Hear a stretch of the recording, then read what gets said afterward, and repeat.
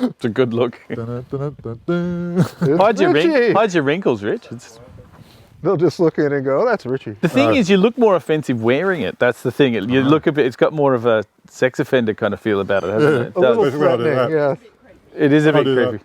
Yeah, that's not helping. I like going to Krispy Kreme donuts. Oh, who's Do you two want a glass of water? I've got a bottle. Thanks very I've much. got a bottle as well. Thanks, Kind, Jill. thank Do you. you want me to bring you a glass? Yeah, that'd be great. Thanks. Better hook up his colostomy bag as well, just in case he's got to go for a toilet break. Get the old wine cask out. Just we on the in between. I'll start off as a stooge, and then we'll get serious, just to get everyone looking. What's So your, it's a with your first intro? With your intro, Rich, what are you going to introduce it as? G'day. This is their side. That's and, it. Done. Because we don't want the waffly one about. No. No. And this is Lucas. And today, Lucas is irrelevant. But however, we had somebody here that's relevant. What do you reckon? I'm just here for the eye candy. Yeah, good looks. The eye candy, yeah. Shall I put that? Are you done eating, or will I? Do you want the cheese in More there? grazing, I think we were. I think we were. I'll just put a thing over the cheese. Yeah, That just would in be case good. those bloody Just to flies- let you know, Or spray it. Aaron won't like it. No, actually, Tim won't like it if you eat dry biscuits No, because it's Because of the during crunch. because of the crunch. Yeah. Am I right there, Tim? testing. Maybe I'll take the biscuits away. Yeah. And just leave I'm the just cheese. calling it. No, just take it. Just take it, Jill. Just put it If you inside. can put yeah. the biscuits Leave the nuts in there, no. Leave the nuts there, but you can take you the can- peanuts away. Yeah, yeah. Bring some of that bubble wrap stuff out, and we can play pop. How about a blackboard and some white chalk? And chew loudly. Hey Bob, here's some crumbs. No, because I think one of the worst ones is sometimes people will bring snacks, but they'll bring a packet of chips. Oh, The packet of chips is like. never obviously been just, to the I picture. just see Aaron Thanks, go Jill. like That was beautiful. Yeah. You're very kind. Thank you so much, Jill. It's not that we haven't appreciated it. So that no one crunches. Yeah. Yeah, I'll get that bubble No. wrap. Yeah, that'd be great. We've got to. And one of those rattler things that you use at sort of stadiums. I know. Next question. Oh, you Got had it on a minute ago. Honker. Next question. Wrong answer. Double jeopardy. Just nipple clamps. It's actually funny because one of the, I'm not sure if you've seen any of the fundraising ones we've done. Not that I'm aware of. Oh, it's probably good. Oh, is that one when you did with Steve? Yeah. We often get really drunk. And you did like the selling the skateboards auctions. Yes. Yeah, I think I did see one of them. Yeah, so then, over the years, the gags have kind of gotten more intricate and more kind of, we like to mix it up. So you can see that monitor? I can see that monitor. Yeah. But that'll be your cue. So it'll be basically, so currently I'm sending this live, but we haven't gone live yet. Yeah. I'm recording it. So when we pop up, Rich goes live. Basically, it will be this. Yeah. Go live. Are we still going live at 12 or are you going to go a bit? We're going to go live in, well, I said 11:20, which it is now. So when you guys are ready. Rock and roll. You call the shots and we'll get into it. Just have a bit more of my cup of tea. Hey, Friedman's got something going on. Let's fuck his day. Everything you can do. Kids scream. Have some fairy floss. All right, 5, 4, 3. Sick of his fucking sander and his planer. Wood grinders on steel. Rightio. things. Here we are down at Cape Schank in Victoria to do a their side with not Lucas, but Steve Friedman. I'm irrelevant, but underneath irrelevancy is actually me to do this interview. How you going, Steve? I am good, Richie. Good to meet ya. How are you? Good, I haven't met you before. Not in 25 years. No. So we're here today to talk about your time in Australia. Turn off your phone, Siri. Lucas, the professional. Yeah, we're here to talk about your time in Australia, your history of skateboarding in America and surfing and all that sort of jazz. So love to be able to say thanks for letting us do this. My pleasure. It's going to be a really good thing for everyone to listen to, I'm pretty sure. I talk too much shit, so tell me to shut up through text or messages whenever you need to, anyone. So pretty much first question I want to know is, when did you first start skateboarding? I started skateboarding, I was about 10 years old. I remember Mom got me a little red plyboard skateboard with steel wheels from the 5 and 10 cent store. And I thought, this is it, this is the bee's knees. I'd seen surfing, but I never surfed. So I was riding this thing everywhere on the concrete, and man, you couldn't go around a turn, they would just spin out. But I learned how to tic-tac on it, and then when I could go all the way around the block, I thought I was the shit, you know. It was pretty cool. And where was that in? That was in Los Angeles. In Los Angeles. Yeah. So you grew up in Los Angeles? Yeah, I grew up in LA proper. Yeah. And then when did you move to the coast? I moved to the coast proper. I spent most of my time at the coast after my grandfather showed me how to take the LA City bus. He took me, I had just seen surfing that year. We went up to San Francisco and I saw surfing at Rincon Beach when we stopped to have a leak on the side of the road. And I could not believe that there were people out there just moving across the water. And that really hooked me. Yep. And then got home. A while later, Grandpa says, let's go down to the Santa Monica Pier. And we got on a bus. It cost us 10 cents to get on the bus. And we drove all the way down Pico Boulevard, got down to the Santa Monica Pier, and I saw surfers again. And I went, 10 cents, I can get here. And I spent a lot of time not in school, going back and forth on the city bus just to get down to the beach. Spending 10 cents? Yeah. What year was that, Steve? Like, what year? Well, I was about 8 years old when I first saw surfing, so that would have been 59. Wow, okay. And then it was, by the time I really got into riding a surfboard, I think I was about 12 or 13, and I was at the beach. And one guy asked me if I wanted to try surfing, and I've been body surfing and made myself a little pipo board and stuff like that, but I never had a surfboard or anything like that. And the guy's name was Steve Fisher. I'll never forget this guy. And we were on the north side of the Santa Monica Pier, inside this breakwater, and the waves were only about this big.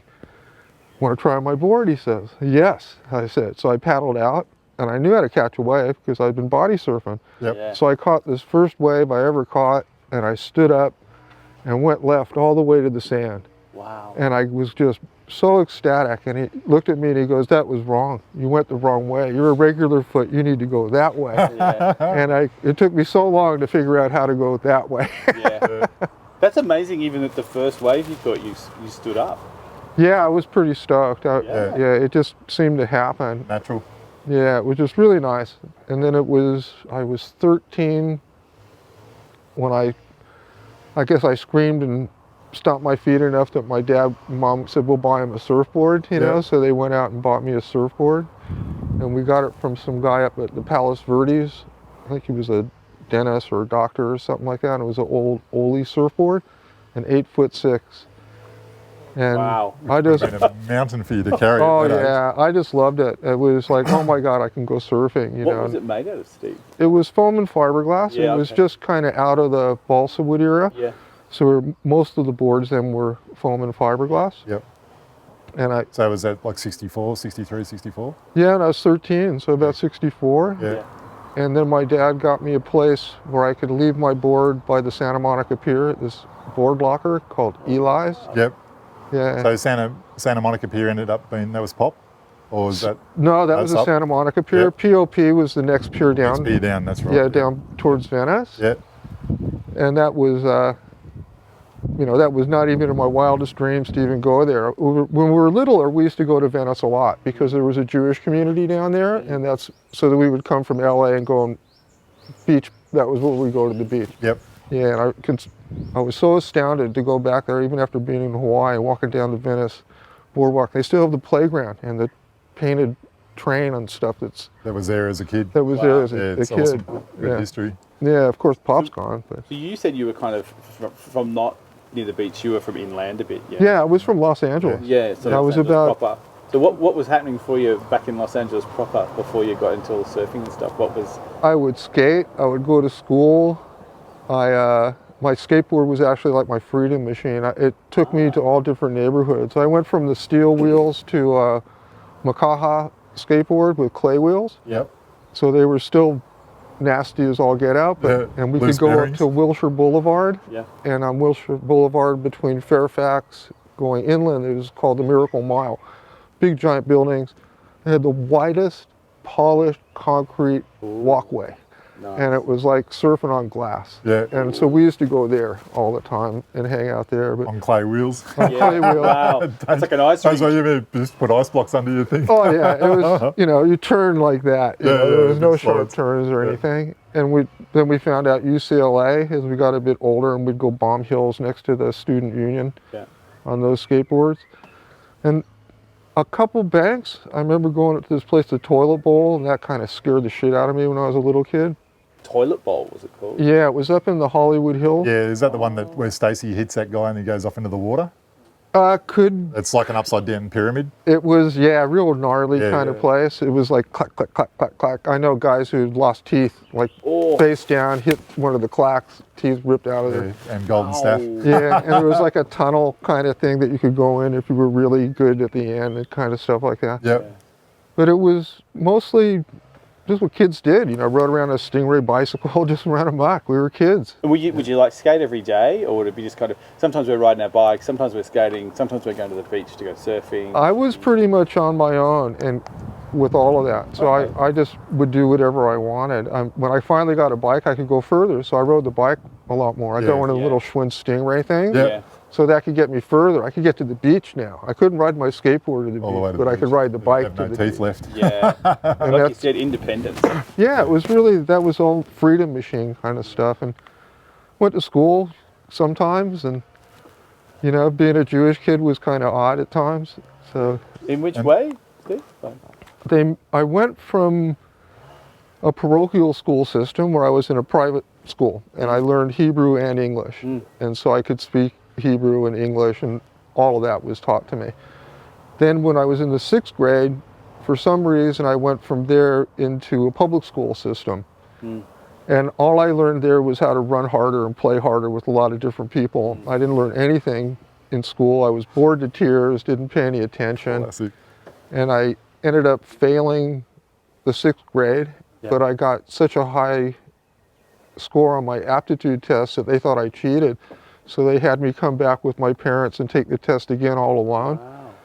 And I did really well again, but I failed at spelling. I couldn't spell because I didn't read anything, I guess, Yeah. at that time. So Especially you used to reading backwards. I could read backwards and forwards. Yeah, it was cool. But then I went to a school, Louis Pasteur, and we were in this school zone, and it was predominantly black and Hispanic.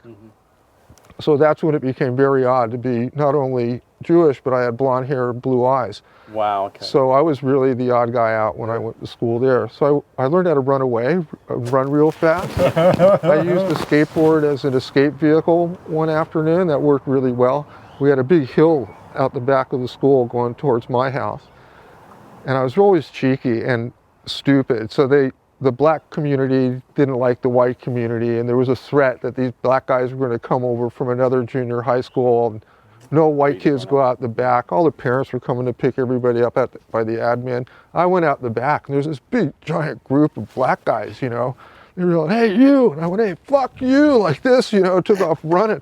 I knew the hill was there. So I ran to the hill, jumped on my skateboard, and I was down the bottom before these guys even turned the corner. They looked at me again, and I'm going, "Fuck you," again, and ran all the way home. Did they come back the next day, though? No one Oh, came back good. the next day. I think it was like I kind of got some credibility out of that one. You know, Right. like don't mess with that guy. He's out of his mind. He lays little chocolate Easter eggs in his underpants too when he gets The guy with chased. the skateboard's crazy, man. Stay away from him. Yeah. Yeah. Well, we all are, aren't we? Yeah, and then from there I went to a different high school. It was funny. I didn't know this, but Jeffrey Ho went to the same junior high school as me, but we never had anything to do with each other because I was that odd guy out. He was the China guy with thick glasses. Right. And when I read an article on Jeffrey in Juice magazine, it read parallel to my lifestyle. We were both from LA.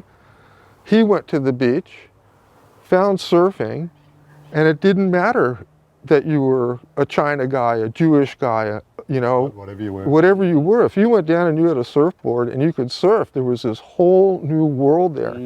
And I got completely sucked in. You know, my parents warned me, don't go down there.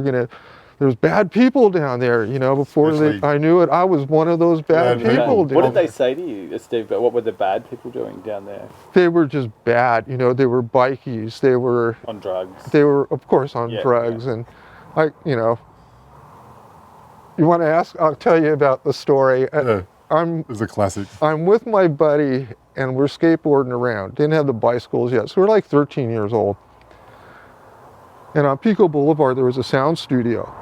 And in front of the sound studio one day, there's this big, colorful school bus van, all painted all these different colors. People with colored clothes on, you know, long hair, beards, and they're all really happy. And me and my friend Jay Schwartz are skating around, you know, and I look at this bus. I'm going, I got to go in there. There's all this music coming in. So I go inside, and there's trays of sugar cubes. And I used to love stealing my mom's sugar cubes. So I grabbed a whole load of this stuff and filled my pockets up with these sugar cubes and went out, and I said, Jay, look what I got. So we're eating all these sugar cubes. We skated from Pico Boulevard up to Sunset Boulevard. We skated through neighborhoods we didn't even knew existed. You know, we were just out there, and it was the most beautiful, crystal clear, sunny day I've ever experienced in my life. The palm trees were so beautiful. The Hollywood Hills were beautiful. Everything was just so wonderful. And you know, that was it. It was just that day, you know, to us. And skated everywhere. Got home, I had blisters on my right foot from pushing so bad I learned how to push the other way so I could get back home at the end. And I had blisters on that foot too. No shoes, we're just skating around barefoot. And Was that Timothy Leary's bus or the it was the prankster bus. the prankster bus? I was going to say, the merry prankster bus. Yes, and you know, didn't know anything about Did it that. have limited slip differentials, did it?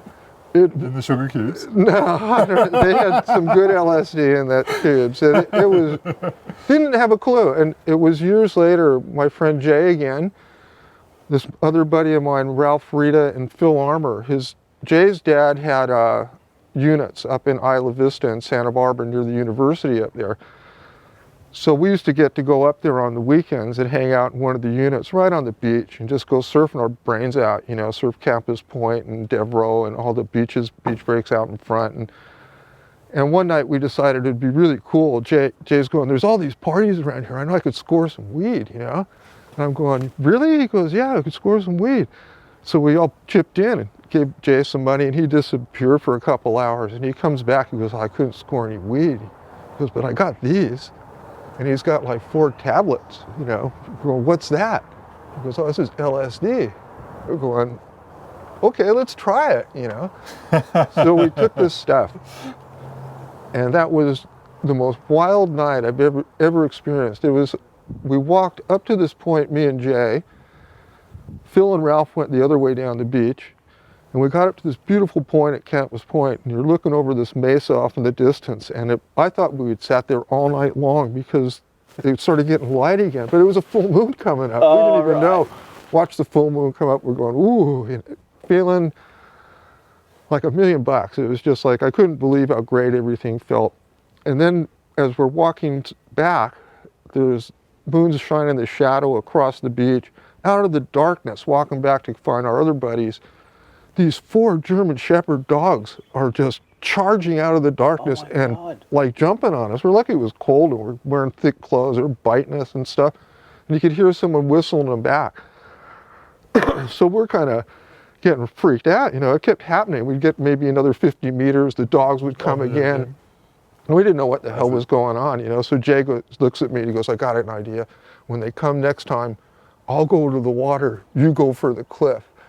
So he went and jumped out in the water fully clothed. I went up the cliff. I'm halfway up the cliff. The dogs are at my heels. I'm kicking the dogs, you know, trying to get up this cliff. We get separated, go back into town, and the whole night went completely bizarre. It was just like out there somewhere in Isla Vista. Like some kind of really bad R. Crumb comic. You know? And then I'm laying there in bed pretending to be asleep, looking at the ceiling, change colors, and just going, wow, this is pretty interesting stuff, you know? But it didn't feel bad. It was like this warm friend had just come into me, you know? It was like, and I realized what had happened all those years before. And then all of a sudden Ralph shows up. We hadn't seen him all night long. Ralph comes in and he's in the bedroom and he's like get your board shorts. You know, middle of winter, didn't even get the wetsuits. Put a pair of board shorts on, and we run down back to Campus Point. There's 4 to 6 foot waves peeling across the beach break. Like the beach is like this, and they're running that way. Couldn't even make the takeoff. They were so like Stockton Avenue pictures, glass and perfectly round, just perfect. And then we get to the point, and here's this point, one of the longest points in California, and you can only surf there if you go to the college or if you're, you know, got a pass to get in there. We front up, we're the only guys surfing, and it was head high plus, and it was like surfing in a giant deep freeze. There was snow on the mountains. We finished surfing, and we're now a whole bunch of surf guys are there, and we're going, oh, we're going to get in trouble for, you know, having so much fun. They were members of the Santa Barbara Surf Club, and they were asking, where are you guys from? And we're, you know, kind of a bit worried, and, you know, and I'm not saying anything. Ralph tells them, and they look at us, they go, man, you guys want to join our club? You guys are ripping out there. And they're off their faces on LSD. All we wanted to do is I said, let's go over to the sand dunes and find somewhere out of the wind, you know, and warm up a bit, you know. But it was just, it's hard to explain how comfortable it was. Yeah. Yeah, that's what really got me. And it started a lot of experiences. It's interesting that you didn't realise the first time that you'd nicked the sugar cubes from the bus. We had no Just idea. had a really great day. It was just a wonderful day. And when you look at, I guess, research on LSD as they've done in the past and what they're doing now, it was really unique to see some of the old film clips of the first volunteers who sat down with the doctors and how they experienced something that was just so warm. And, you know, your emotions would go like this, but they never went down to the, I need to kill myself thing. They were just, it's so beautiful. Can't you see how beautiful it is? You know, those kind of comments. That's what I found interesting. Joe Rogan, I watched his podcast, and they had a guy, and it was called Operation something or other, and the CIA were using LSD in aerosols in Haight-Ashbury and spraying it and getting all these different politicians and that to come in, and they'd get them tripping out, and then they'd spill their guts. And actually they used Charles Manson with all his girls as a CIA operative to actually bring all these chicks in and get everyone off their chops. Really, I'll tell you, that guy Charlie Manson rubs a wrong chord with me in so many ways, like he would other people. I left high school because all I wanted to do was get out of high school, get a job, and see what the real world was like. And so I did. So I went and I got 2 jobs. I worked at a supermarket and at Swenson's ice cream parlor. There was this guy who used to come into the ice cream parlor. He was very charismatic, long hair, and he always had this big leather-bound Bible. And he would sit down, and my boss and his wife were like hippies of the day. You know, she always wore black, just like some witch chick, you know, and stuff. And anyway, so this guy would come in all the time, you know, and I don't, you know, need any of this. I'm on my own trip. I don't need any of that book stuff. And one day he looked at me and he said, you know, why don't you ever sit and listen to me read out of the Bible? I said, because I don't believe in any of that stuff. You know, I got other stuff to do. He goes, oh, you're the devil. You've got the devil in you. I went, yeah, right. You know, got on my bike and rode home. Years later, I got a friend, that same friend of mine, Jay. We were hanging out with this chick. He disappears for 2 weeks, comes back, and he's telling me how he's been up in the hills with these crazy people, you know, taking drugs and doing all this stuff, and how wonderful it all was. This guy was, you know, the bee's knees. A few years after all that went down, me and 5 other guys took this super dose of sunshine LSD. It was like some of the best stuff from the Brotherhood of Man and all this stuff. It was just so good. And we were in this place called the Bronson Caves. It's a movie set in LA. Is that the old Western place? Yeah, kind of. Well, he was out in this other place. This is where they filmed Return of the Crab Monster, you know, stuff like that. Don't know that one, but it sounds like it should be shot there. I'll be looking. Seat near you. I'll be looking that one up. You look that one up. So we were in the caves, you know, and just starting to come on really strong, and some really strange stuff happened. At one point, one of the guys started thinking he was blind, and I had to hold on to him and say, no, we're in a cave, man. It's nighttime. I'm blind. You know, so we get outside, and we're sitting on a big cliff here where the cave opens up, and there's another cliff over there. And there's like a big open canyon that it was all man-made, just for Hollywood blowing stuff up and pushing rock, making rock slides and stuff. So we're sitting there, And all of a sudden I got this most ominous feeling, and I just went move in my mind. Just all I said was move. 40 years later, my friend Mike Orloff's telling the same story. He goes, how did you make us move from there to there like this? I said, I don't know, but we were pretty lucky because this rock about the size of a Volkswagen, we watched it fall where we were sitting just those seconds Wow. before. Wow, How's that's that? weird. That was pretty weird. Then I got angry because I figured someone had to do this. So I ran around the back of this thing, and I'm running up the top of this hill, and I almost stepped off the cliff because it's like a Hollywood movie. And I watched this silhouette running across, full moon's here, and he goes running across like that on the other side, and I'm screaming.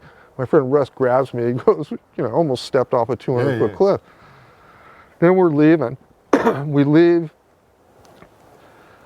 the whole area, and we're in this van, and we're driving down the road, and to the left I see this big giant mansion, and these two big doors open up, and people juggling and all dressed up come pouring out of this house, out into the street in front of us, and we're just driving down the street nice and slow. All of a sudden there's this chick jumps on the front of the car, and she's got fangs and blood's dripping out of her mouth and stuff like this. The boys in the back are in the corner of the van, all huddled together like this, freaking out.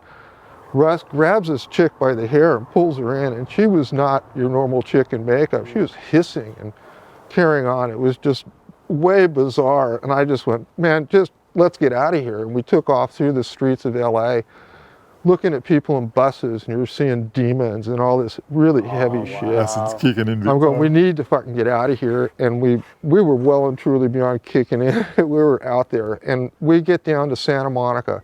We're down by the POP Pier.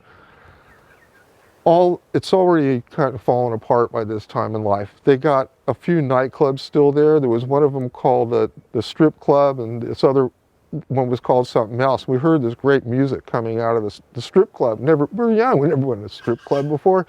Let's go in, So we rock in, and they're playing Born on the Bayou, and this chick's up the top stripping. I've never seen anybody make their tips go around like this perfect. That was pretty amazing to me. I imagine. All the people in the crowd are going nuts. A sorority had hired it and hired a bunch of strippers, so they were having a big night out and stuff. And then we end up splitting. The guys are going, we got to go back into LA. I'm going, no way, I'm not going back into LA. From what I've just seen, I don't want to go into LA ever again in my whole life, So I said, let's go up the Coast Highway.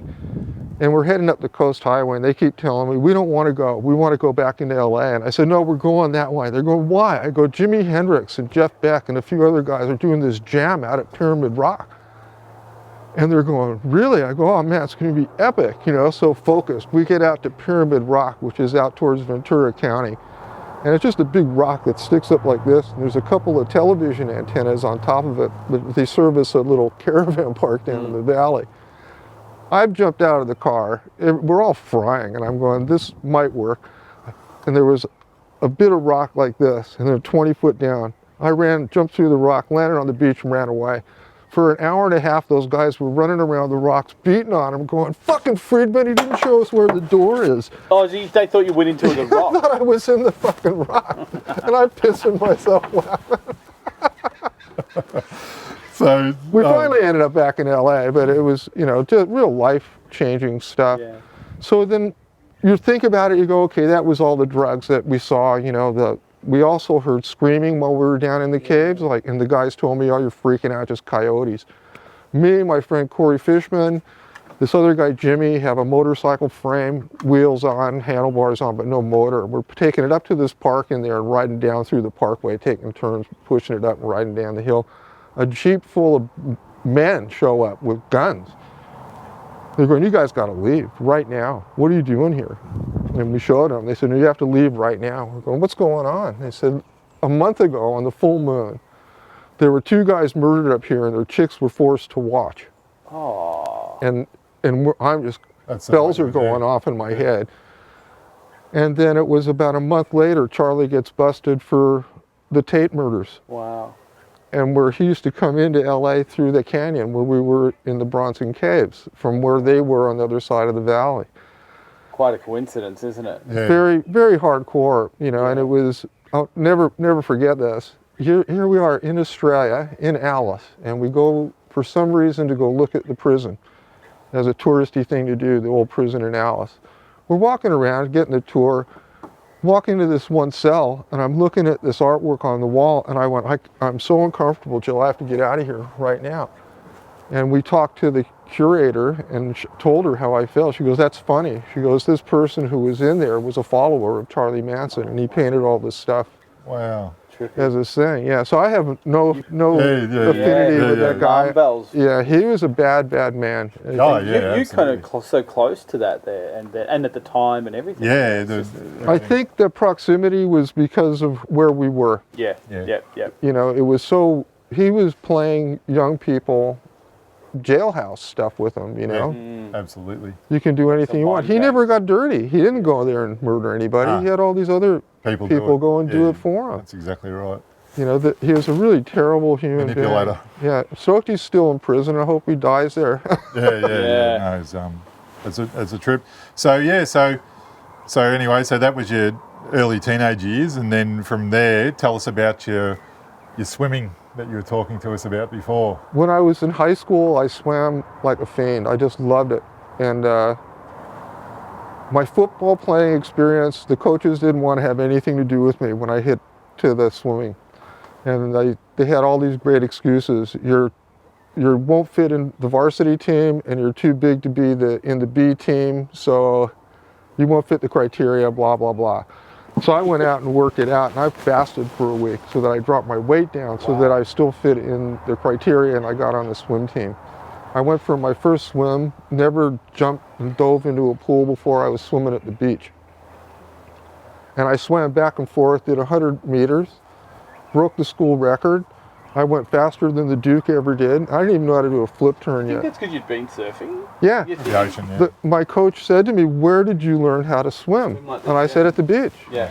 He goes, really? I said, yeah, I just watch guys catch waves, body surfing, and I just Totally watched different him. style of swimming too. Yeah, and I wanted to do that. And then he taught me how to swim really well, and he was really 100% behind me. So I had him as a coach for 2 years swimming. We did really well. I think it was the first time ever our Fairfax High School ever won any kind of competition in anything. It was scholastically very good, but not physically very well. What was it about the swimming, Steve, that you really got into? I wanted to be like the Duke Kahanamoku. I wanted to be, he was my hero. Ultimate waterman. Yeah, Yeah. I knew he swam with Tarzan, and all this stuff, and it was like, yeah, I want to do this. Role model. Yeah, Essentially, yeah. I just really wanted to do that, and so I did it, and it was really good, and I really dug it. Then I got offered a scholarship to Stanford to go and train up and go to the Olympics, and I thought that's pretty cool. And the guy from Stanford came to my house, and I think it was my first coach. He left on the second year and went to Stanford. So he kept following me and got me hooked up with that thing. So I was really proud that I was going that fast. But so anyway, he offered me the world. We'll give you a great education, we'll cover your feed, we'll give you accommodation, you'll be training up, you'll go to the Olympics. And I said, will I be able to go surfing? And he said, no. And I said, no thanks. I don't want to do this. Yeah. And you hear Dad's jaw hit the ground. It was, yeah, it was pretty, I think it was hard on my family. I knew what I wanted to do. Yeah. I wanted to go surfing. Just all I wanted to do was surf and be part of surfing. It was the best escape for me from the reality of everyday life, the prejudices that were held within my family. I remember bringing home a friend of mine, Brian, from junior high school, who happened to be black. And I was, he didn't really know if it was cool for him to come over to my house. So I thought, sure, it must be cool, Yeah. So anyway, he was there in the garage. Mom thinks I'm playing with an imaginary friend. She goes, oh, do you mind if I meet your friend? I said, sure, hey, Brian, come out. He came into the sunlight. Mom screamed and ran back in the house. Oh, really? Yeah, and Brian needed to leave. He goes, look, I gotta go. He knew it was. Yeah, and I didn't sucks. know. And then my dad said something to me when he got home that I never trusted them again. It was, he said, I have black friends, but you don't ever see me bring them home.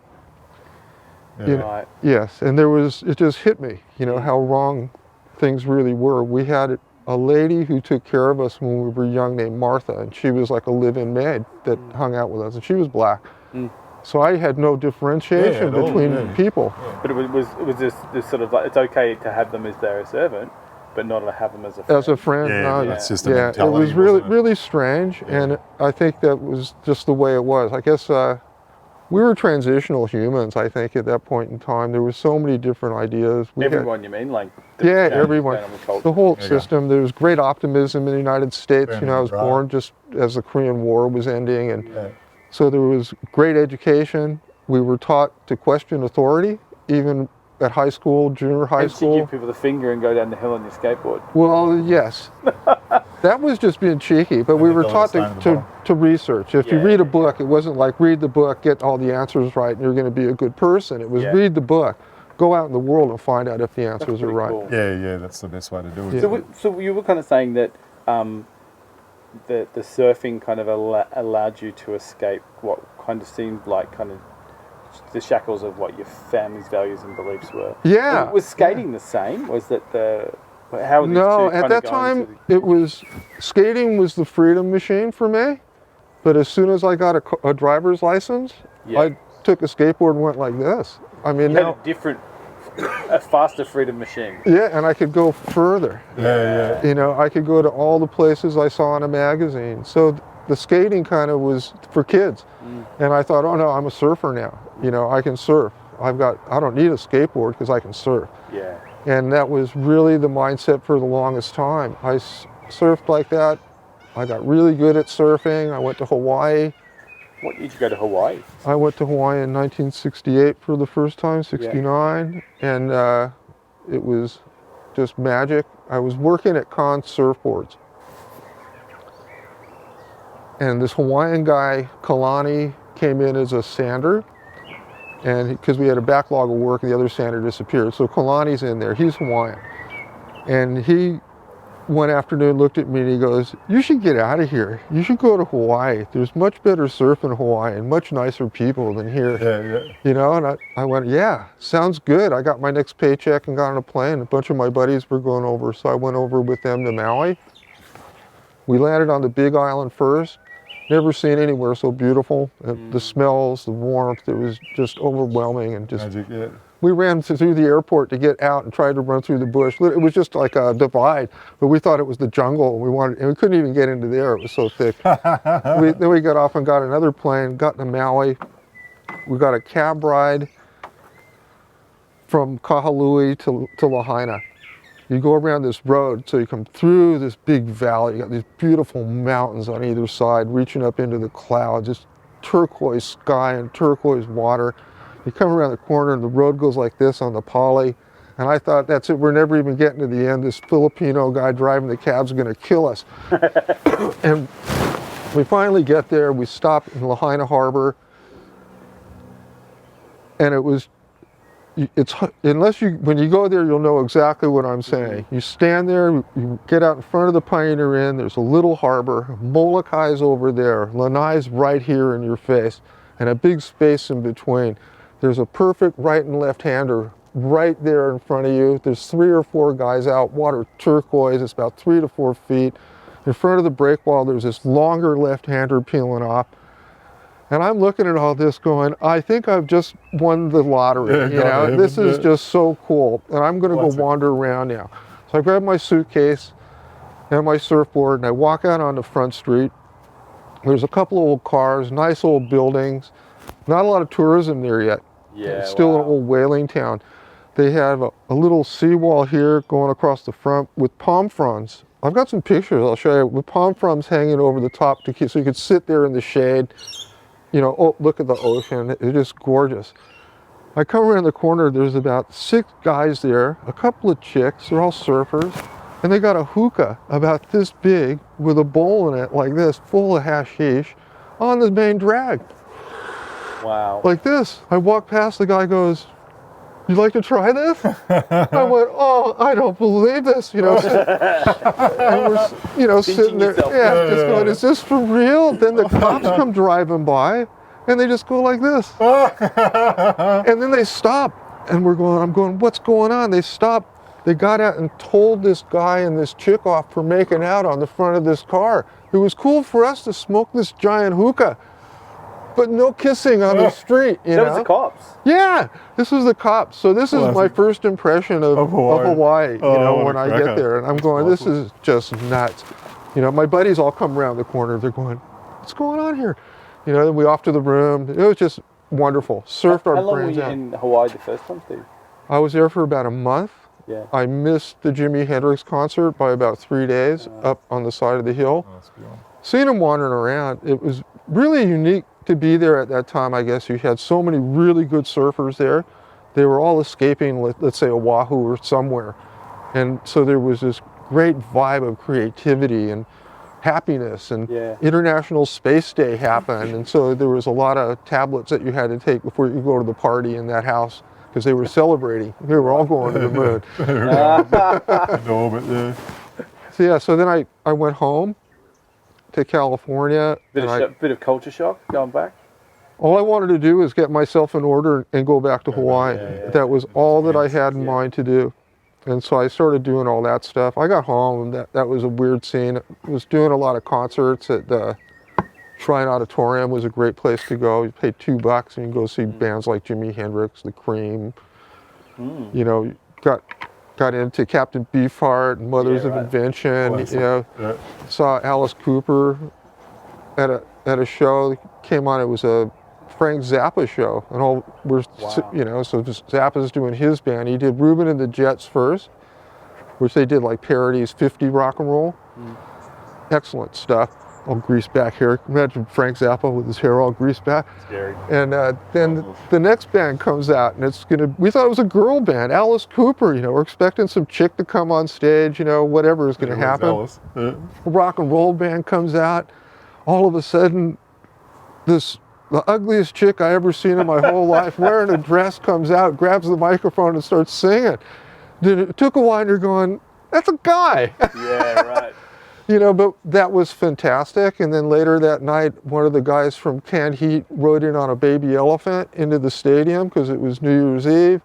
And then Frank finished off the show with the Mothers of Invention. There was no OC health safety back then, I'm assuming. No. Just bring your elephant along. Anything went. It was kind of, the Shrine Auditorium had a sit-down venue, and it had this big exhibition hall. And the rock and roll shows on a Saturday night were mostly in the exhibition hall.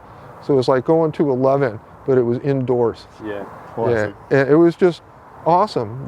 You couldn't imagine. Brilliant. Yeah, I had it wired. I was swimming still, so I had my Letterman jacket, and I had nice short hair, and I had my pockets full of joints, and you could go in there, and the cops would go high five you. You're a nice looking young man. Get on in there. That's right. You didn't look like a dirty hippie. Nah, we were out there. You know, it was pretty cool. It was a really cool place.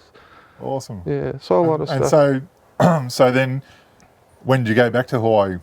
When did you then turn around and go back to Hawaii on your second trip? It didn't take long. I was that's when I worked at the pornographic magazine warehouse for a while, and then I worked at an incense factory, and then I got really to get rid of the smell of the pornographic. yeah, that ass smell was we just too much. We were talking before we came on camera, and Steve was telling me that working behind the scenes on the pornographic industry was not very sexy. It was not sexy, very not sexy. romantic. The grandma sitting in the office going, "Hi, Steve, you come for the mail again?" They're typing up all this stuff, you know. One grandma, she wrote these books, and they were by this author called Iceberg Slim.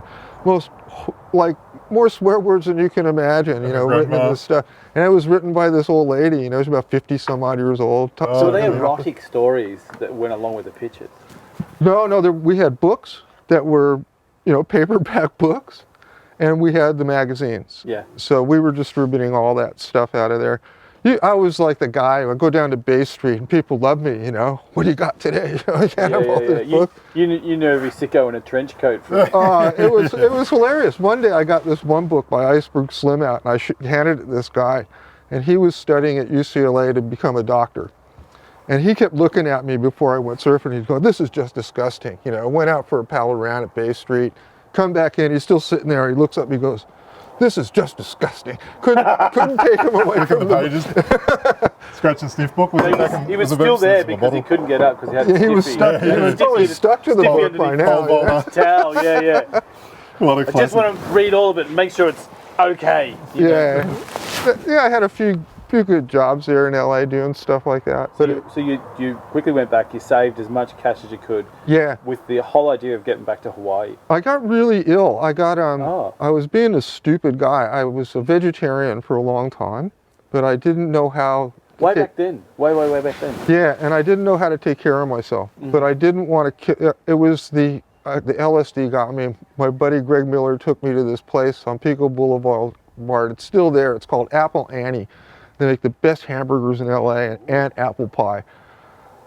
We went in there, and I was definitely potioned out. And we're sitting there, and I got a whiff of all this burger meat, and in my mind, and what I was thinking just came right out. I just went, dead, burnt bodies. Yeah, bruh. And there's all kinds of people in there. They're kind of looking at me, you know, and Greg's going, Steve, I'm going, dead, burnt bodies.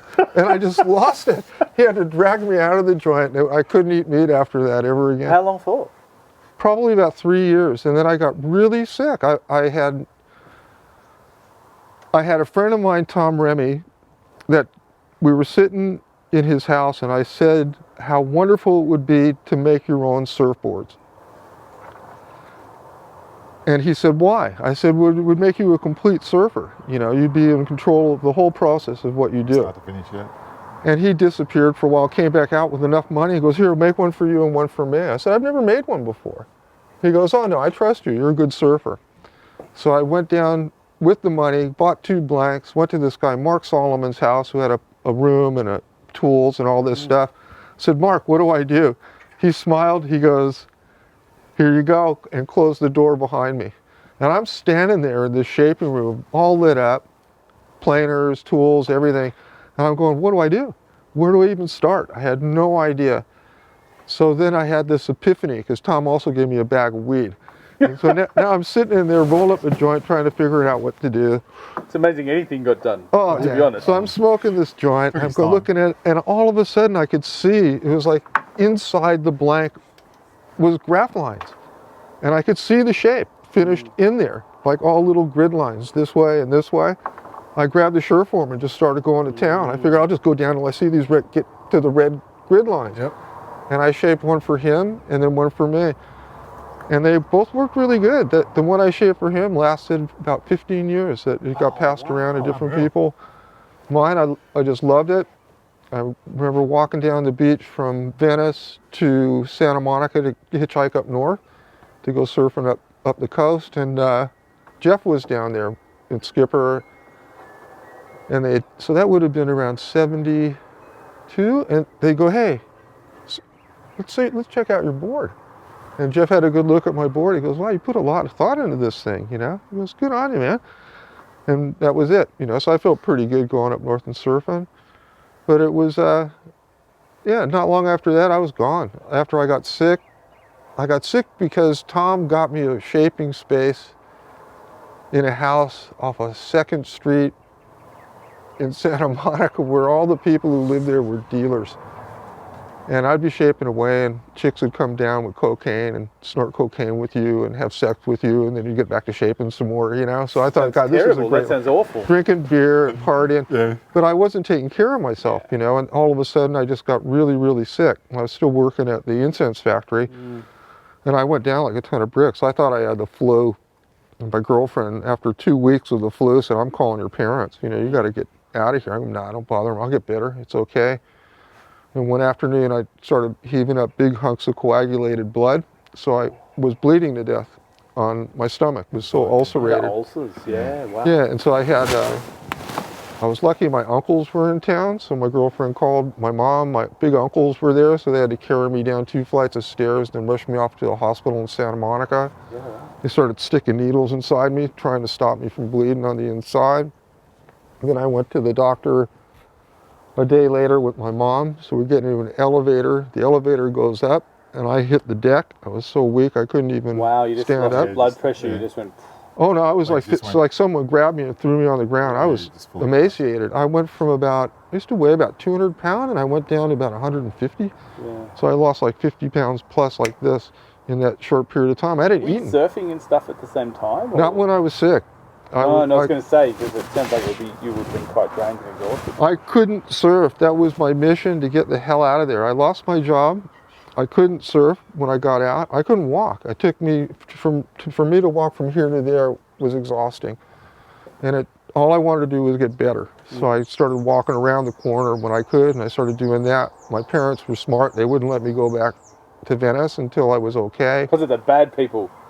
I was the bad person by then. I'm the And bad person. the doctor gave me a big jar of Valium. I had really terrible convulsions, and they had to rush a doctor in and inject me with Valiums. Gave me a big jar of this stuff, just to keep me calm and hate the stuff. You were withdrawing from stuff at the time.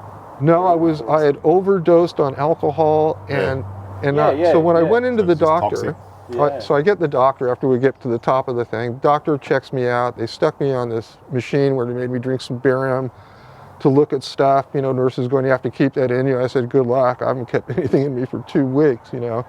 She said, you have to, so keep that in you. Tested me, that came up. Waited for the results, went back, saw the doctor, and he just looked at me and said, what the hell have you been doing to yourself? And I told him, and he said, you have no white blood corpuscles left. He goes, if you don't get some protein in you immediately, you're gonna die. And I said, well, I don't eat meat. I'm not gonna do this. He goes, I'll tell you what, in all honesty, I'll give you 3 days, and you'll be dead. Yeah. And I looked at my mom and said, could you take me down to Wendy's Burgers? Yeah. I need a hamburger right now. It was like cow, me. No, I win. It was that kind of decision. Wow. And it took me probably 2 months before I got myself healthy enough to go for a surf. And I went for a surf in 2-foot crap and could barely carry my shortboard back to the car, let alone drive the car home. Then I was going, I am bad, So I started getting myself together. Then I didn't have a job, so I got desperate for money, and I ended up stealing bicycles and selling them down on the boardwalk, Don't let this face fool you. And so I was the bad guy. How many bikes did you have to steal to get to Hawaii? Like, 3. 3. Yeah, I knew where they had really good bikes. Push bikes or motorcycles? Push bikes. Yeah, and I got really good at taking them. This is the original BMX Bandit. Yeah, UCLA. There's so many of them there. I was stealing this one night, and I couldn't get the lock undone. And some guy walks up and he goes, "Oh, you having a hard time?" I go, "Yeah, I forgot my combination." He goes, "Here, look, watch this." So I say that worked all right. I said, "Hey, thanks a lot." We got on the bike and rode away. So I had help. Yeah, no. An accomplice. So you got back to Hawaii. Yeah. You were fit. No, I wasn't. I got to the Big Island. I was staying with a couple of friends of mine there, and I could surf up to about 4 foot, 6 foot, and I was feeling okay. I missed the best surf with Bayfront, this place on the Big Island in Hilo. Man, it was 15 to 20 feet.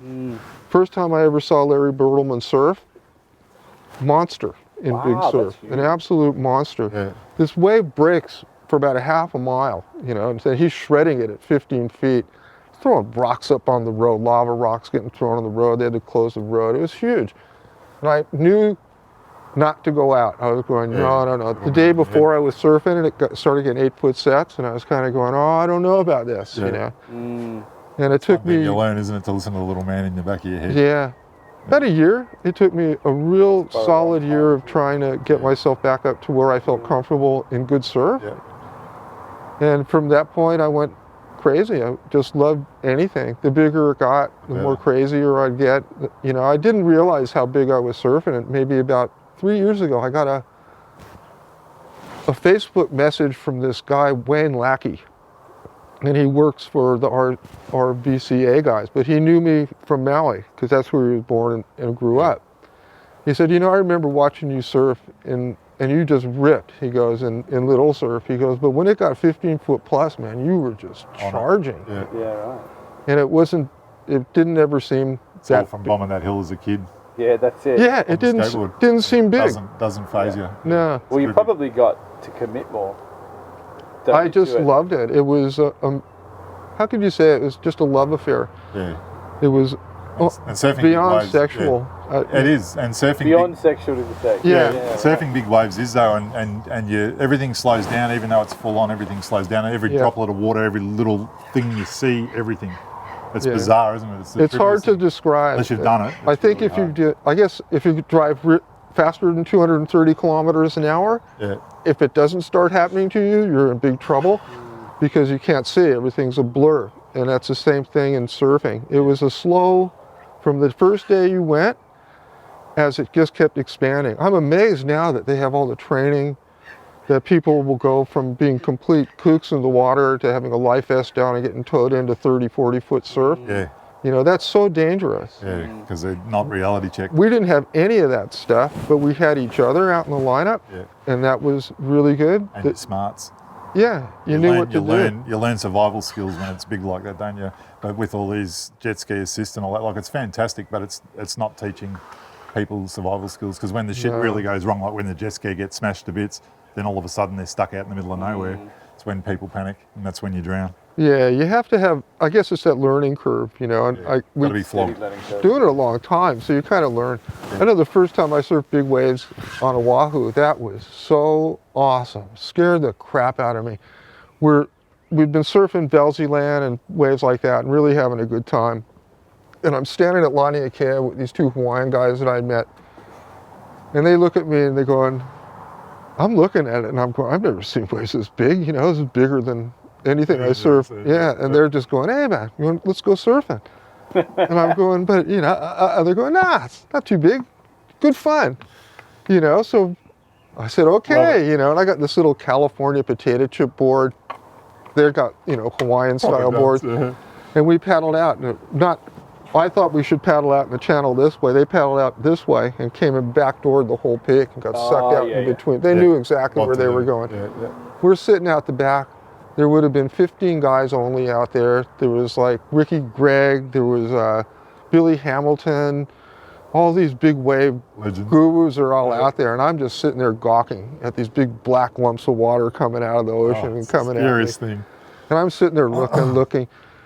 This set starts coming in, and everybody's just looking at me, and no one's even making a move. All these guys were just going, You're next. it's your turn. Yeah, you know? Fresh meat for the grinder. And I went, holy shit, I gotta go, you know? So I paddled into this wave, and I started flying down to the bottom of this thing, and I got down to where I thought was near the bottom, and I started looking up like this, and I went, I can't even see the lip. You know, there's just this giant wall of water. Telegraph pole. And I panicked, and I bailed. So I jumped off, and I get sucked up, and as soon as I break the surface at the top, getting ready to just get pitched, these guys went, there he is, and you could hear them and pointing at me, and I get pitched. And I get worked worse than I've ever got worked. It was the classic arms and legs everywhere, you know, just spaghetti, you know, felt like I'm gonna die, you know. In half, So then I came up again. I got pitched 3 times. Every time I came up, they were going like this. There he is, like this, you know. And I'm just going, oh shit, boom again. And I went, well, I survived that. Okay, here's a little one. I'll body surf this one in and get my board. So I swim onto this wave, and I'm trimming across the top, feeling like, yeah, I'm pretty clever. The whole reef goes dry underneath me. Oh, and I get pitched over the reef, you know. Dry reef. And I'm just freaking out. But make it to the beach. Classic. I'm going, where's my board? And this guy's sitting there and he points out to the channel. My board's like a half a mile out to sea with about 6 other boards just going away. Yeah. I went, oh, well, swim. So I got in and swam after my board. And I got out there and I got 2 other big boards and my board. And no leg ropes back then. And I I got on one of the bigger boards and had the other 2 under my feet and paddled them back to the beach in the channel. So there was 2 guys that I made friends with straight away. And I'm floating around in the channel going, that wasn't too bad. I'll go out and get a couple more. Yeah. And it just got me. You know, I was going, this is just heaven. Yeah. When we got, I couldn't believe Belsey Land. The first time we surfed there, my friend Wayne Anoya, he was a Jeff Ho guy. Yeah. He picked us up at the airport, put us to sleep, and said, we're getting up before sunrise. We're going to V-Land. We got there at dark. We're paddling out at dark, couldn't see anything. Paddle out, sun comes up. I've never seen waves that hollow before in my life, and perfect. And every wave was perfect, breaking in the same spot. And after, you know, a couple good wipeouts and guys showing you, don't swim in that way, go around this way. And I ended up cutting all my hand, reaching like this to swim to hit a reef. The Hawaiian guys, they were friendly. Yeah. So they said, no, you go this way. It was like surfing on a canvas of completely slow motion. It was like you could go anywhere you wanted on this wave, and the wave was going to let you do it. Yeah. I'd It love to was see just so that. perfect. Hooked, absolutely hooked. Was that time when you went back? Was that after you'd been in the Zephyr shop and all that, like around that with Jeff O and Skip and that, or was that after? We've come and gone. Every time Yeah. I'd go back, we'd go and see Jeffrey and stuff. We saw him go from. Jeffrey was probably the most talented surfer shaper on the coast, if not in the world at that time. Yeah. Every board was different. Every board was special. It was, and he was in this wild progression stage. First time I surfed one of his boards was at Malibu when boards were going from really long to short. And I was still riding 9-footers. I didn't want to get a short board because I just got big enough for a long board, a real long board, so I didn't want one. And this friend of mine from school had this 6-foot something, little tiny Jeff Ho with a scooped out deck. I mean, it was really scooped out. And the whole idea was that so that you stood lower and it lowered your center of gravity so you could turn harder and still stay solid on the board. It was really well thought out. It's concave, yeah. Took him 3 different days to get me to try the bloody thing. And when I tried it, after the first wave, I didn't want to give it back. Yeah. And the guy was like following me up the point screaming, Steve, Steve. And I'm going, I can't hear a goddamn thing. I rode that guy's board till I broke the fin off. And I was changed everything. I needed to try to get onto a shortboard. It was Was that after you shaped or before you shaped? that was before I started shaping. Yeah, it was really good. I mean, I got to work in a surf factory before I shaped. I never really saw anybody shape. I did stringers and then polishing, so I could glue up any kind of blank, and which I still do today. We still do is today, pretty which cool. is nice, yeah. And then I did polishing. They tried to get me to sand it. I said, oh, big 8-inch grinder, this much fiberglass. I don't want to do that. I'll ruin these things, And I found them that they were like sacred objects to me, that not just toys or anything like that. Yeah. So That's unreal. So from there, like in Hawaii, did you skate it all in Hawaii? I started skating after I saw the first ads for Fiberflex with Road Rider wheels. And we never heard of urethane wheels. We started hearing about it, but we were still kind of isolated there on Maui. Yeah. I mean, I didn't hear any punk rock until I came out here, because for that whole year, the 70s, I was listening to Hawaiian music and whatever was on the AM radio and jazz. So, if you had somebody who had taste, you could listen to jazz. So yeah, we got them and it went nuts. I remember getting my first Flexi Flyer, and any hill, we had big hills, and everything was let's just go fast. And I just loved it. And then we didn't even have sealed bearings until just about when I left Hawaii. Found out in the country beyond Honolulu was like downhill heaven. They had just paved these country roads with like this black, beautiful downhill runs, ocean to the left of you, mountains to the right. No traffic. No one was going out that far.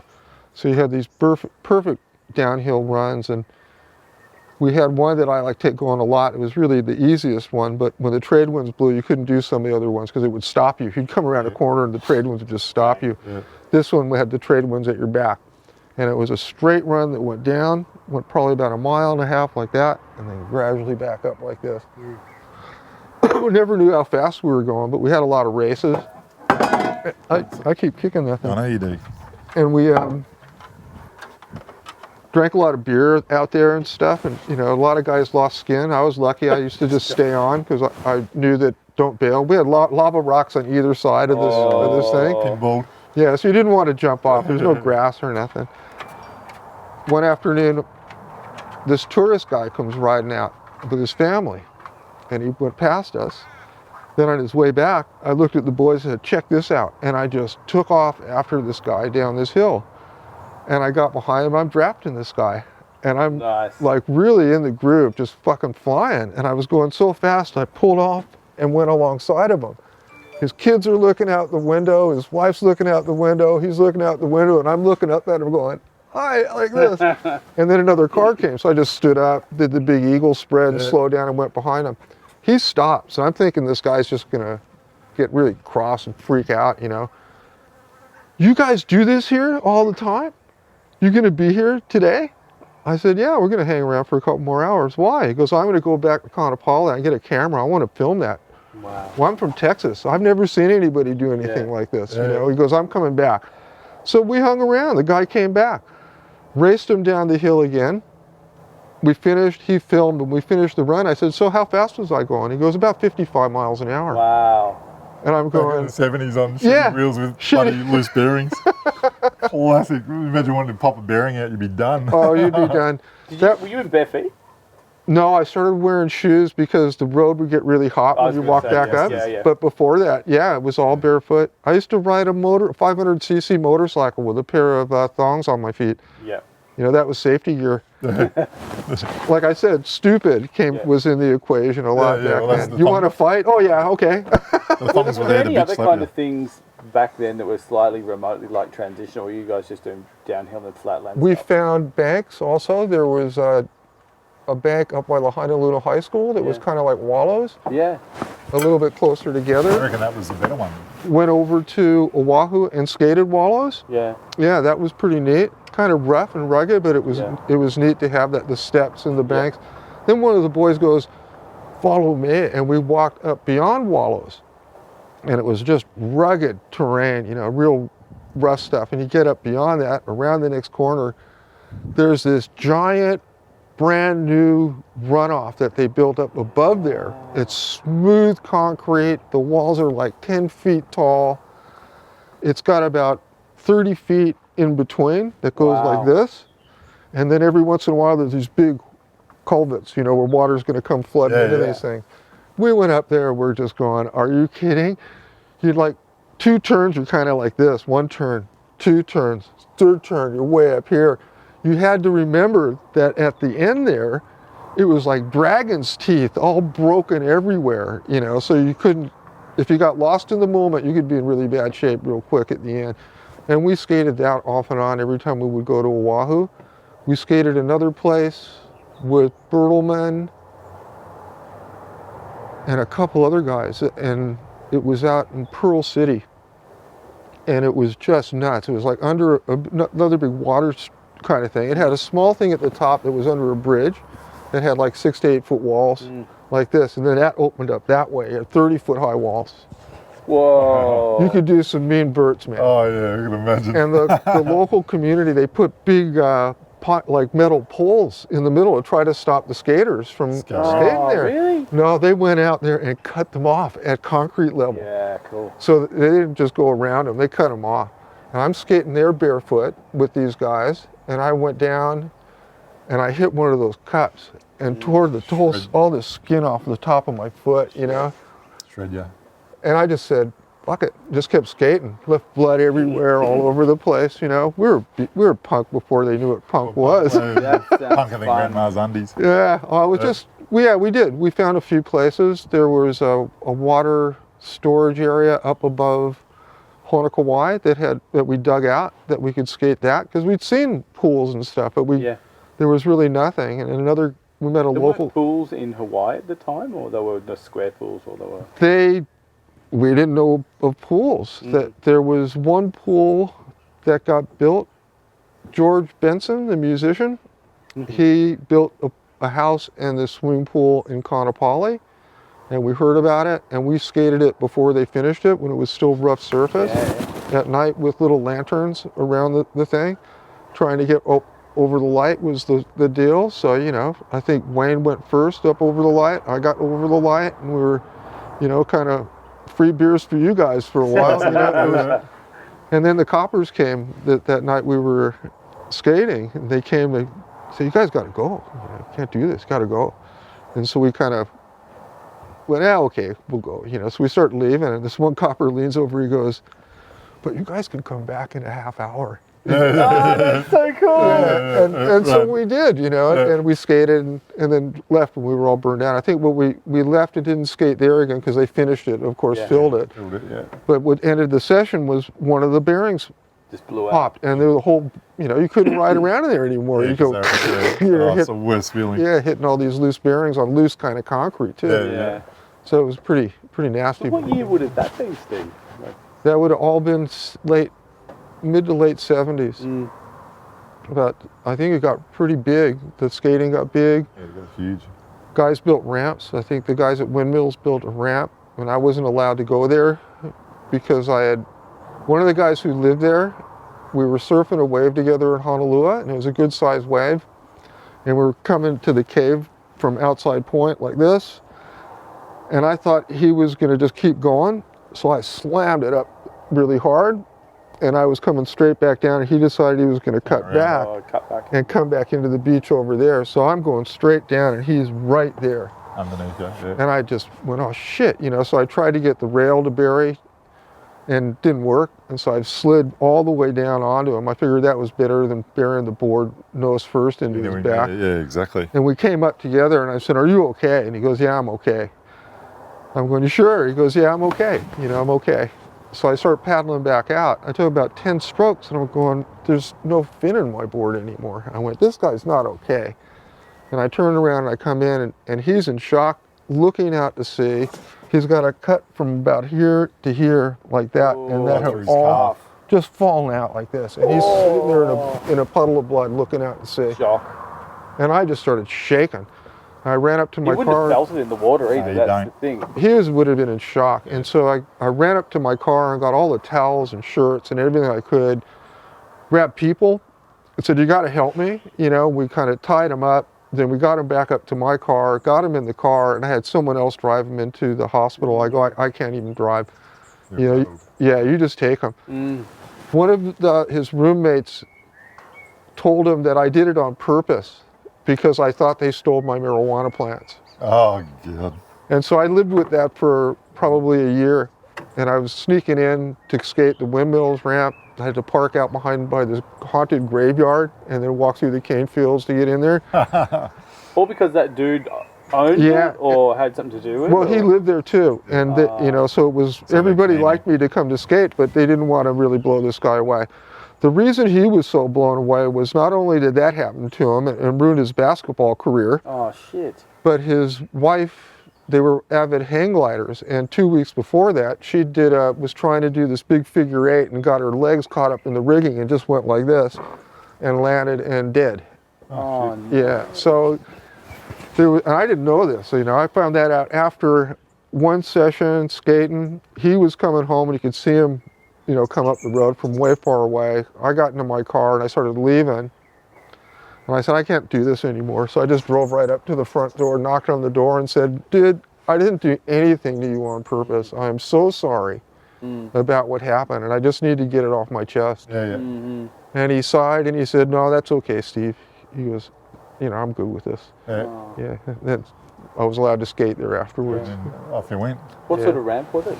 Yeah, it was a real first off ramp, It was, Half pipe, a clickety clack. we had clickety clacks. No one knew how to even get up onto it, so they laid pieces of plyboard up the hill, so you could come down this thing and then hit the ramp, and you were going.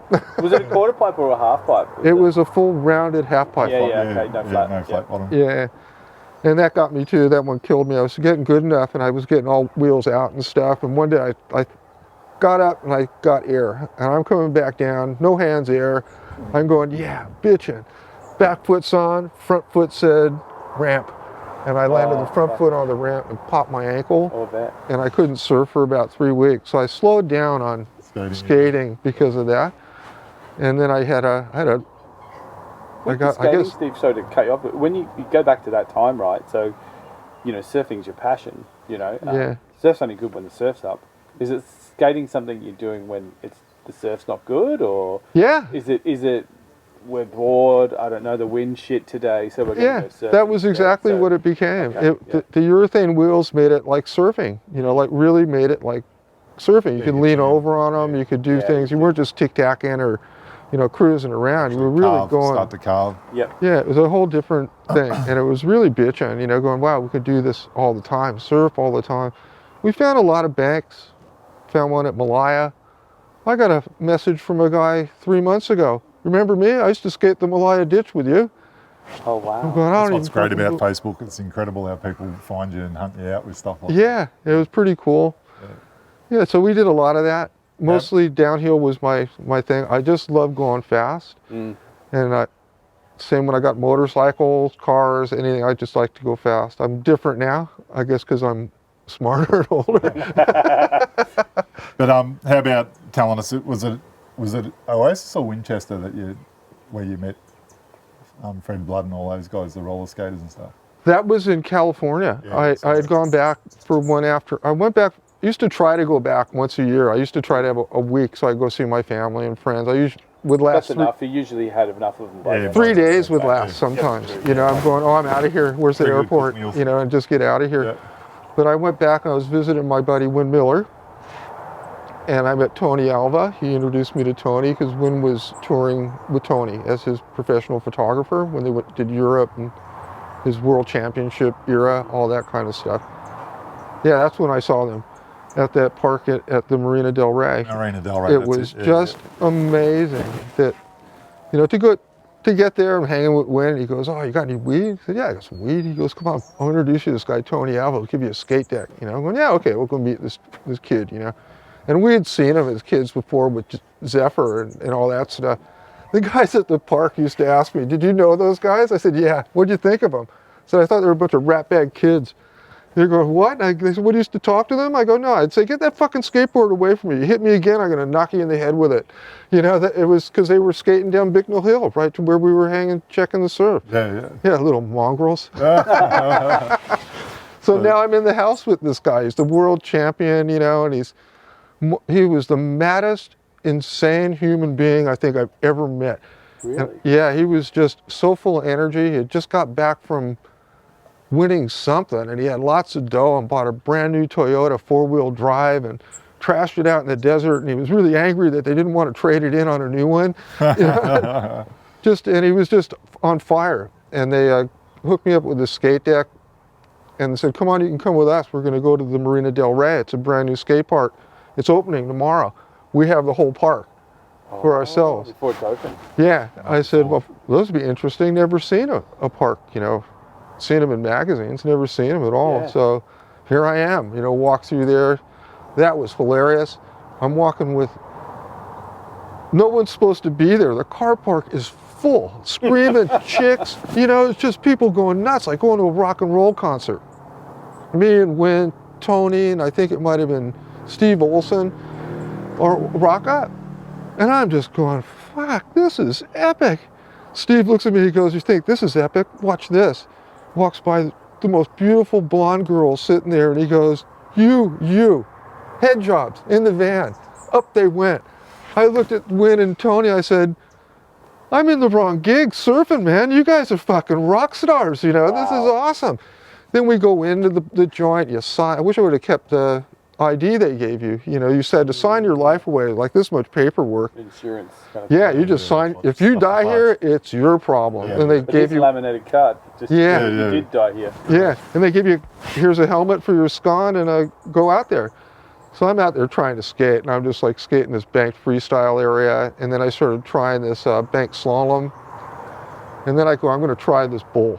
You know, they got 2 round bowls there, like keyhole bowls. Yeah. One was about 10 feet deep, the other one was smaller, 8 feet deep. Yeah. Full keyhole drop in.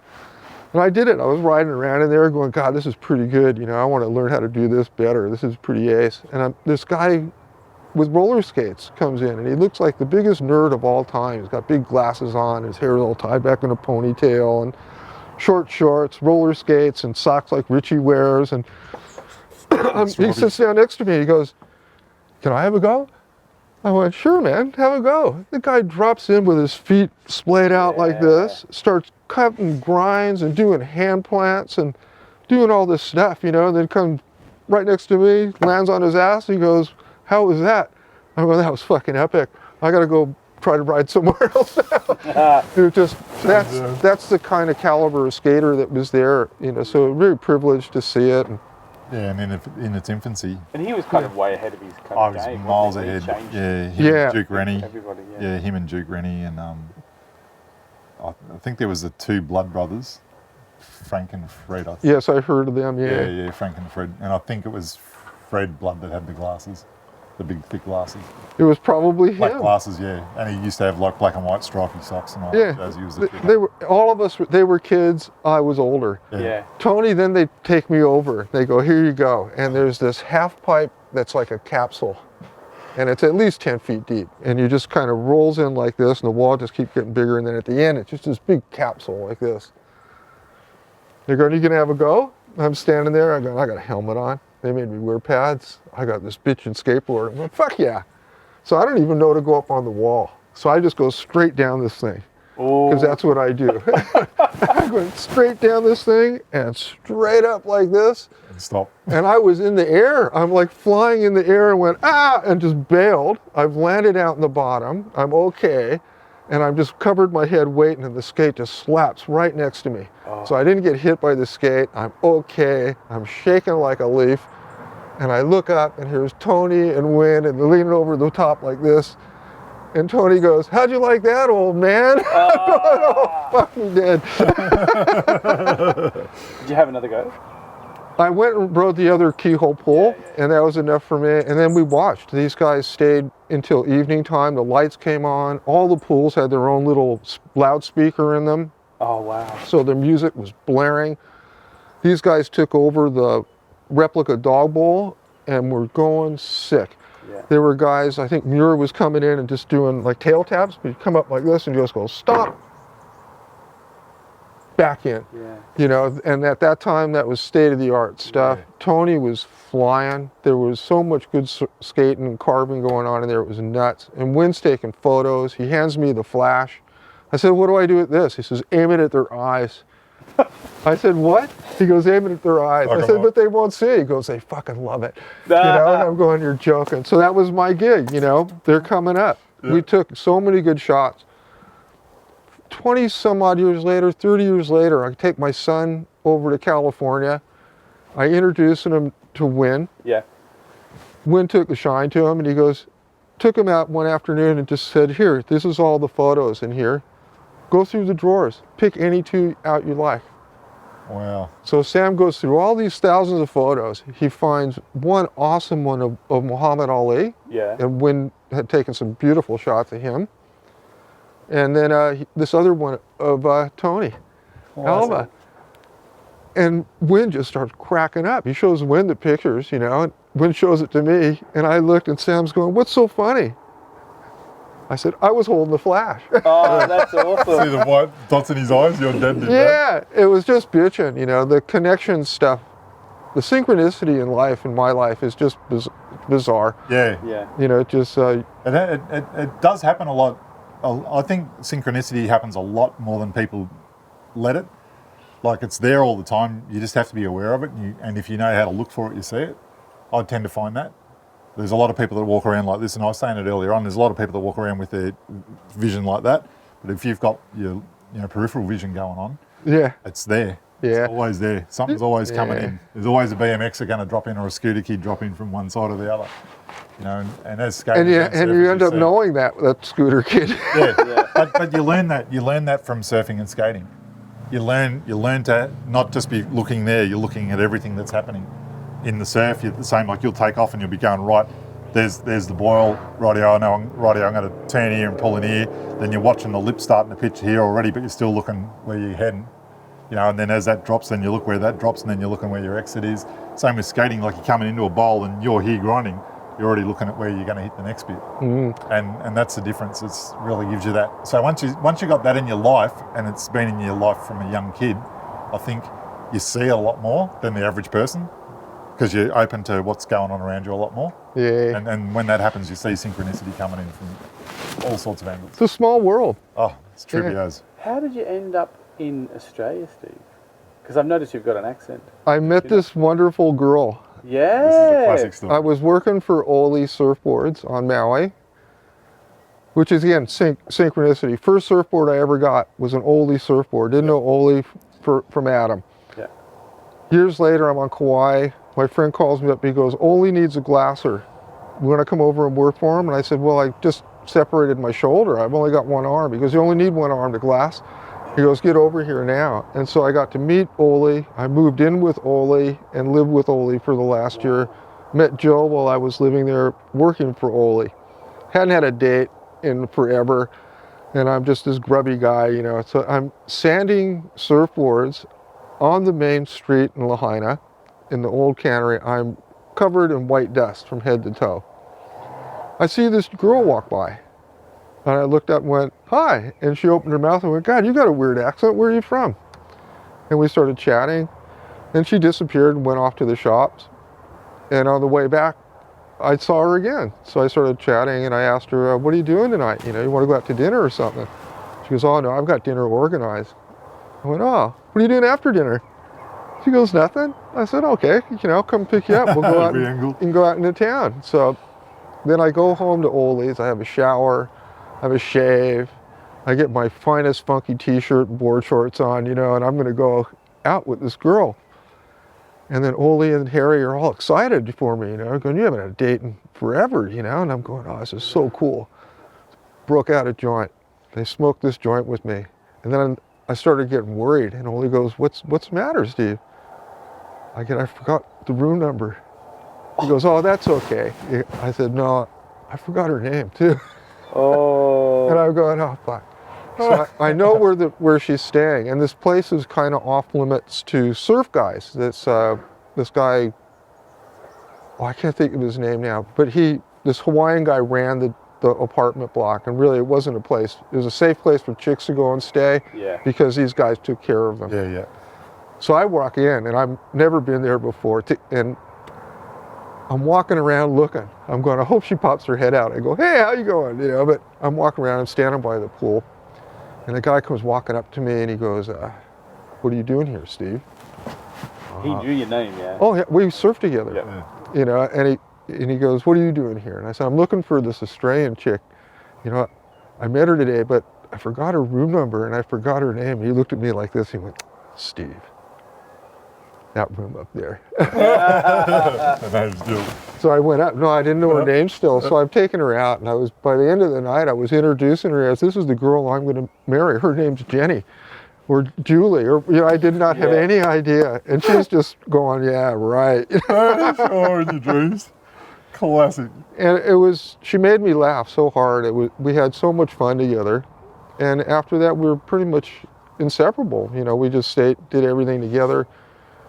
She was going to get her visas extended, and it turned out What was Jill doing there at that time? What was she doing? Yeah. She was doing... Looking for surf bums. She was looking for surf bums. She had spent a season skiing in Aspen, Colorado. Oh, yeah. And her and her friend came back through Hawaii on their way back. So she was actually in Hawaii, then she had to go to New York, England, and then she was going to go to Indo and come home. And I was just a surf bum. And when we got along so well, and then she says, I'm leaving. So she talked me into going with her from Maui to Oahu. So I'm now on Oahu, and she's trying to talk me into going with her from Oahu to New York, to Great Britain, then to Indo, and then here. And I said, you realize I have no bank account and I have this much money? And she said, yeah. And I thought about it and I said, no. She goes, why? I said, if you were just some ordinary tourist chick, I would have taken you for a ride. I go, but I think I love you. And I'm not going to do anything like that. You know, I couldn't imagine how uncomfortable I'd be sitting somewhere going, can I please have a hamburger, Jill? Yeah. You know, so it didn't, you know, it wasn't going to happen. It's hard when it's like that. But we made plans, you know, for me to somehow get there. So she wrote me a letter, and called me and said, you should go get a bank. She left. She had to leave. Way, yep. She got kicked out of the country. They were a day late for getting their visas stamped, and they got the red stamp, you have 48 hours to leave America. Right. So she had like 2 days to get to New York and then over to Great Britain. Unreal. Anyway, I get a phone call, you know, do this, do that. I go, I don't want a bank account. Never had one, you know, trusted banks. You know, she goes, go get one, and then send me your bank details, you know.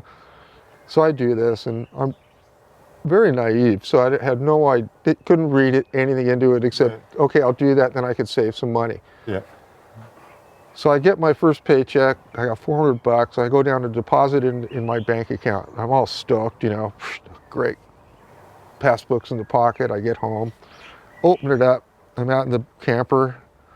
I look and I go, fuck, that says like $1,400. I go, only put 400 in. I don't know what the hell's going on. So I went to Ole and I said, you're older and wiser than me, you know? What's this mean? So he looked at it, he goes, it means they made a mistake. Go in on Monday and cash it all in. Then I get a call from her, and she sent me the money to fly out here.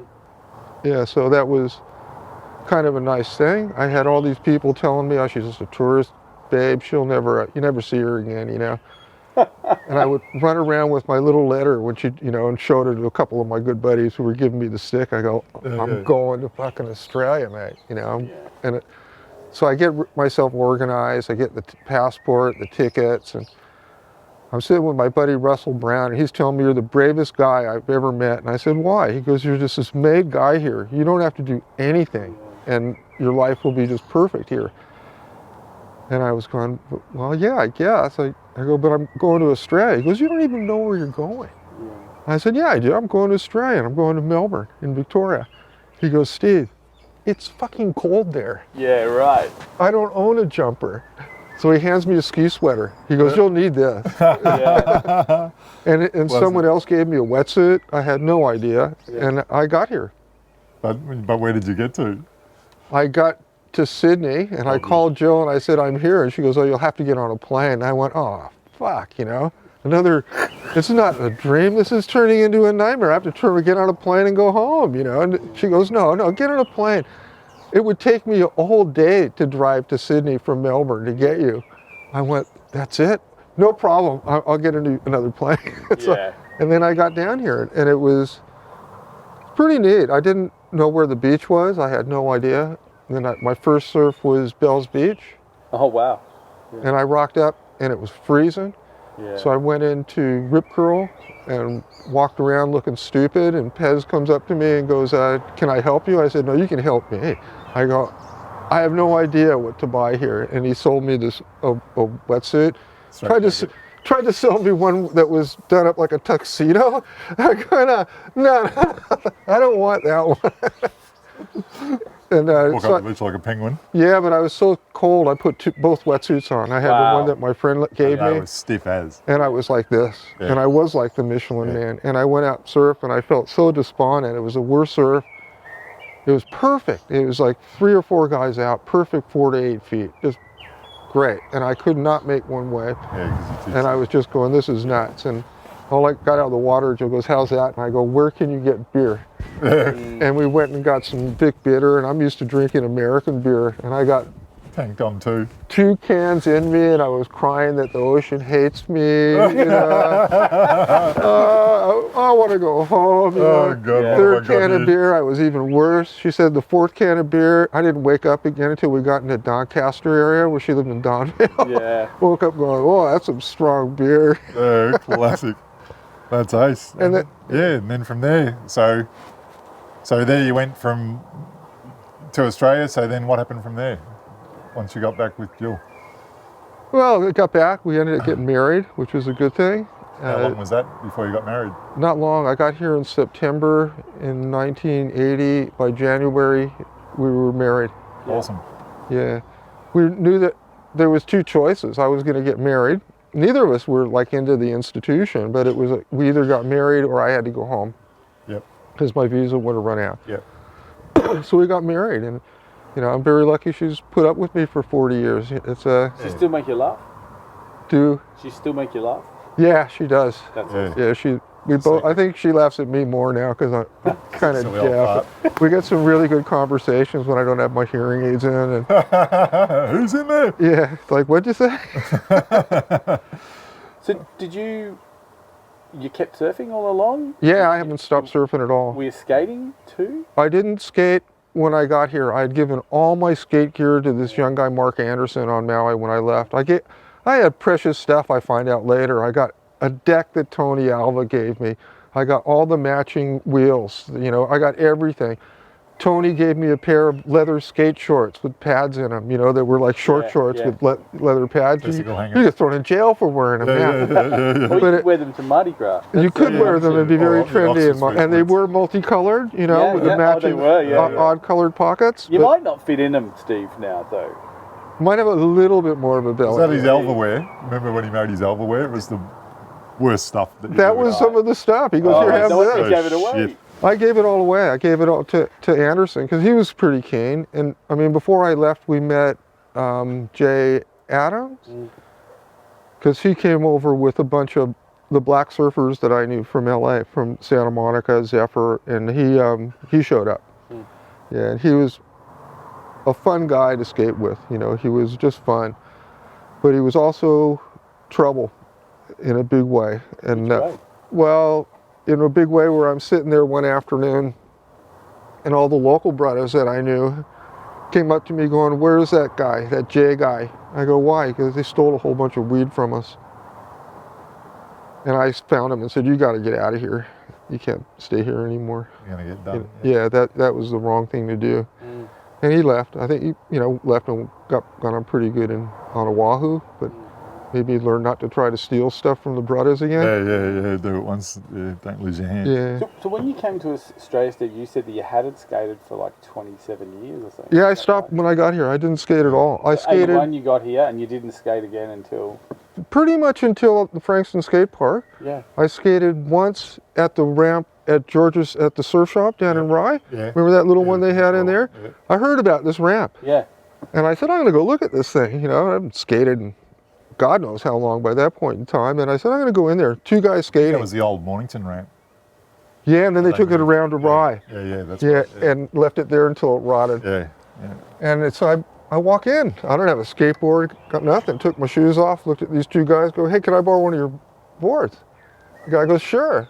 So I hadn't lost much at all, So I started skating. I'm pumping up. I'm getting up really high, do this big burst and then dismount. Guys are going, fuck, man, where'd you learn how to skate? I said, I'm from California.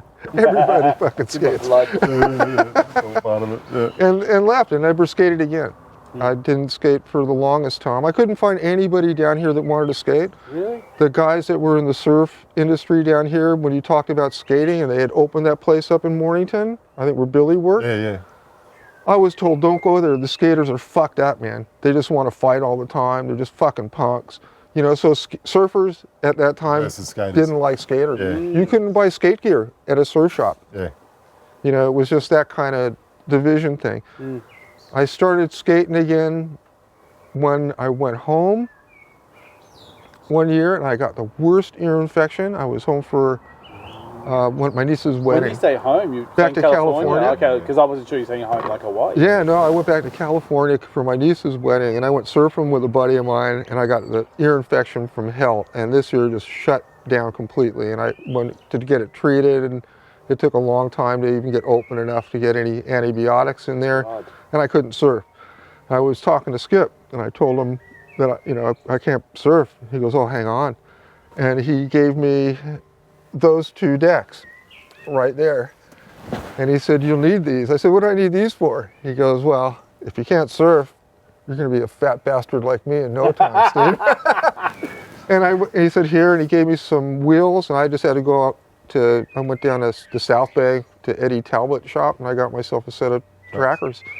Yeah, and I said, okay, I can skate again. And I went and skated. I was with my sister, lived in this closed community for Hollywood stars and stuff. Wow. Roads were perfect and black, and they would go and paint them perfect and black in rotation, so all the place had brand new roads. She lived on this big hill with BMWs and Beamers and big giant, those, what do you call those, army cars, Oh, Hummers. Yeah, Hummers everywhere, lots of money everywhere. And I walked to the top of the hill and went, I'm going to skateboard again. And started flying down this hill, trying not to launch my board at any of these expensive cars. And I was having a gas time. I found out about all these muscles that you have in your back of your legs and your ass again. Like the next day, I was just in so Paralyzed. much agony. But I was having a gas time. And I got a little deck for my nephew. So what year was that, Steve, that you got back into it then? That would have been in the 80s sometime. Yeah. It would have, no, it was in the, God, way beyond that. When my niece went, I'm so bad with chronology, I really can't remember. It was probably closer to, 2000 than anything else. And it was a profound fun experience, you know, Yeah, just going, oh, this is a gas. And I got home. What was it about it again that you kind of reconnected with? What do you think it was? Just the feeling again, the turning. It was like, I look at skateboarding as simulated surfing. You know, Yes. other guys would not agree with me. And I remember Wedge asking me about that. And Yeah. I said, to me, it's like simulated surfing. Yeah. I found the bowl at Frankston was awesome. When they opened Mount Eliza, there was more lines open. Yeah. And it was more like surfing. And Yeah. before Everything. Daryl landed on my shoulders and popped my knee out, I was having the best skate I've had in the longest time. I was really flying around the whole bowl. I was connecting, forehand, backhand. I was going, fuck, I'm surfing in here. And it really felt again like surfing. Really good carb You know, lines. moving at speed and touching the concrete again and just going, God, it was like that, you know, all of a sudden when you're learning how to do something, you do it right. And then boom. That was that kind of day. So I'm coming off the taco. I'm coming down here. I didn't even go up here. I just jammed it back up into here and I'm hauling ass. Gordo's standing at the bottom in the middle of the two corners. And he thinks I'm just going to hit up here and then go back this way. And my plan was to come up here and just pump it through those turns Through the again. corners, yeah. It felt so bitchin'. I was just loving it. So I had to change my line, go under him because he started backing himself up. He slips, lands on my shoulders. I'm on the deck. We both go down. This knee goes pop. Oh. And that kind of stopped me again from skating for a while. Yeah. And surfing too, I'm assuming. I didn't surf. It took me about 3 or 4 months to rehab before I could surf. Yeah. It took Daryl 2 years of hassling me about, you know, you're a really good skater, you need to skate. And I was at his house, and Mark and Darren Tagel were there, the artist. We're all getting on it, having beers and talking shit, you know. So he starts razzing me, you know, you need to skate, you're a good skater, you should go back to skate. I said, Daryl, I've had this conversation with you so many times. Let's just get it straight. I love surfing. I dig skating. I hurt myself when I skate. I don't want to not surf, so that's why I'm not skating anymore. But my grandson started getting lessons at Balnearing. I took a deck down. I started rolling around again. Which is fun. Balnearing's fun. Yeah, and I was really enjoying it. And I've been to Mount Eliza since, and I really dug that too. But I had slowed myself down. You know, it's like from where I was at that point to now. So I have a lot of work to do. You're to not get going back for the Olympic team then, I take it? No. No, I'm going for the old guy kind of have fun no, thing. That team follow through. Follow through. Yeah. And it sounds to me at some point that you got right back in contact with skating again with the Frankston skate park. It was a profound experience again of how different they were. Remember I said surfers and skaters, they didn't get along. Yeah. I come back and Skipper and one of my friends in Oregon after I got skate decks. I wish I would have kept the other one. My friend gave me a signed, not Grosso, Harada. not a Harada. What's the guy's name? He was really good, blew his knee out, never skated again. Did that movie Pray For Me. And Not Jason Jesse. Yeah, Jason Jesse. Yeah, my friends used to skate with him in Oregon, and so he gave me one of his decks. Wow. He before Skipper gave me these on the same trip. So I've come home with all this classic stuff. I gave that away to a guy in Queenscliff. Yeah. So he said, get wrist guards. So I I might got. ask if you're one of those boards because you seem pretty generous. Yeah. I am generous. Joking, I'm Very joking. good. You should see some of the stuff I got under my bed. I know Jill's told us about that. So you got back to Frankston. Yeah, so I'm in Frankston in the skate. I went into Trigger Brothers. I didn't know where else to go to get some wrist guards. So I went in there because my buddy said, you need them. I said, what do I need wrist guards for? I never wore any protection doing anything. He goes, That's why you hurt yourself all the time. he goes, you're a surfer shaper. Yeah. You gotta look after your hands. If you break your hands or your wrist, you're going to be in really bad shape. Absolutely. So I went down there to get it. Walked into the shop, punk rock guy behind the counter. To look at him, you're going, this guy will not even speak with me. You know, he was so friendly. When I said, this is what I'm after, he goes, oh, you skate? I said, yeah. He goes, you should come and skate at Frankston. You know, we got a new park over there at Frankston. You should come and skate there. This is before I even heard about anything like that or the job. Yeah. And I'm going, wow. Walked out going, see, I told you, Joe. I go, skaters are cool. Surfers are fuckwits. If you went into a surf shop and the surf was going off out in front of there and you wouldn't No one would say, why don't you go out and have a surf out in Yeah, front? They that'd would be go, all the local surf, dudes. it's really good at the other end of the peninsula. Yeah. Yeah, go for a 10K drive. Yeah, completely different vibe. Yeah. And then getting involved with the skateboarding again, like getting the job there, was amazing. It was everything that I thought it would be. The people were so cohesive without even knowing it. They're all, you know, the young guys want to put on a front. The old guys already did that. They don't do that anymore. But they all knew they're skaters. And that common ground thing is profound. You could feel it. Yeah. I told you earlier about this experience I had where a group of the younger kids came into the park, and there were all these guys who thought they wanted to be Dogtown gurus and stuff like that, hardcore, you know, really, it's our park, you know, kind of stuff. Anyway, this young crew come in, this crew gets up and follows them, they surround them. So I skate across the top to have a look, and there's no anger, there's no angst. They're showing these kids how to approach the bank and do tricks off the bank. And they spent the whole afternoon like this. Hanging out. I use that as an example. When I met the mayor one day and his wife, I didn't know he was the mayor, and we just started talking. And he was talking about skaters, you know, in a negative fashion. I said, no, these kids are learning lessons that they'll keep with them forever, for the rest of their lives, about how to cooperate with each other, how to be accepting of people who are different than you are, look different, talk different, you know, walk different. You know, And that goes back to your childhood of the prejudice that you. yeah, it was just wonderful to see this, and then to use it as an example, you know, and try to get the police on side with that. And in the park was really difficult. And only once did we have 2 officers come onto the park. They walked around. We were with the kids. The kids came up. They were talking to the kids. One of the kids goes, officer goes, yeah, I used to skate. You know, kid goes, really? Handed him his skate. Officer got on it. He could skate. Oh, cool. Yeah. And he skated well. Yeah. And he came back, and the kids were blown away. You know, there was this rapport that started building. Breaks down heaps of barriers. Yeah, and when they left, the cops were there, and I said, could you guys come back once in a while, please? Yeah. You know, and just walk around and talk to these kids, grab a skate. That's Those great. guys never came back. Oh. The other officers that came were mostly very negative, very aggressive towards the kids. You know, that was pretty harsh, but the whole thing of skating really got me, because when the community let them down, they stood up and did it themselves. One day the Moss guys come up, Billy and them go, could we fix the coping on the pool? I said, yeah, shoot, go for it. Because don't you need a permit? I go, dude, if I have to go and apply for a permit for the council, it'll never get fixed. And they'll go, we haven't got They'll the money. bulldoze it before they fix it. Yeah, I said, you guys can come in here and fix it properly, do it. You know, so they started doing that stuff. They still do it to this day. They own the park, you know, and all these people are together. You know, someone dies, someone's house burns down, people jump together and try to raise money, try to help them, you know, call them, give them a hand. And, you know, from a group of dirty, filthy ratbag kids, you know, it's like pretty awesome. Yeah. But I've always said, you know, the guys go, oh, they're all so dirty and filthy. I said, I don't know. You wouldn't go to skate in a suit and tie, you know, it wouldn't hold up very long.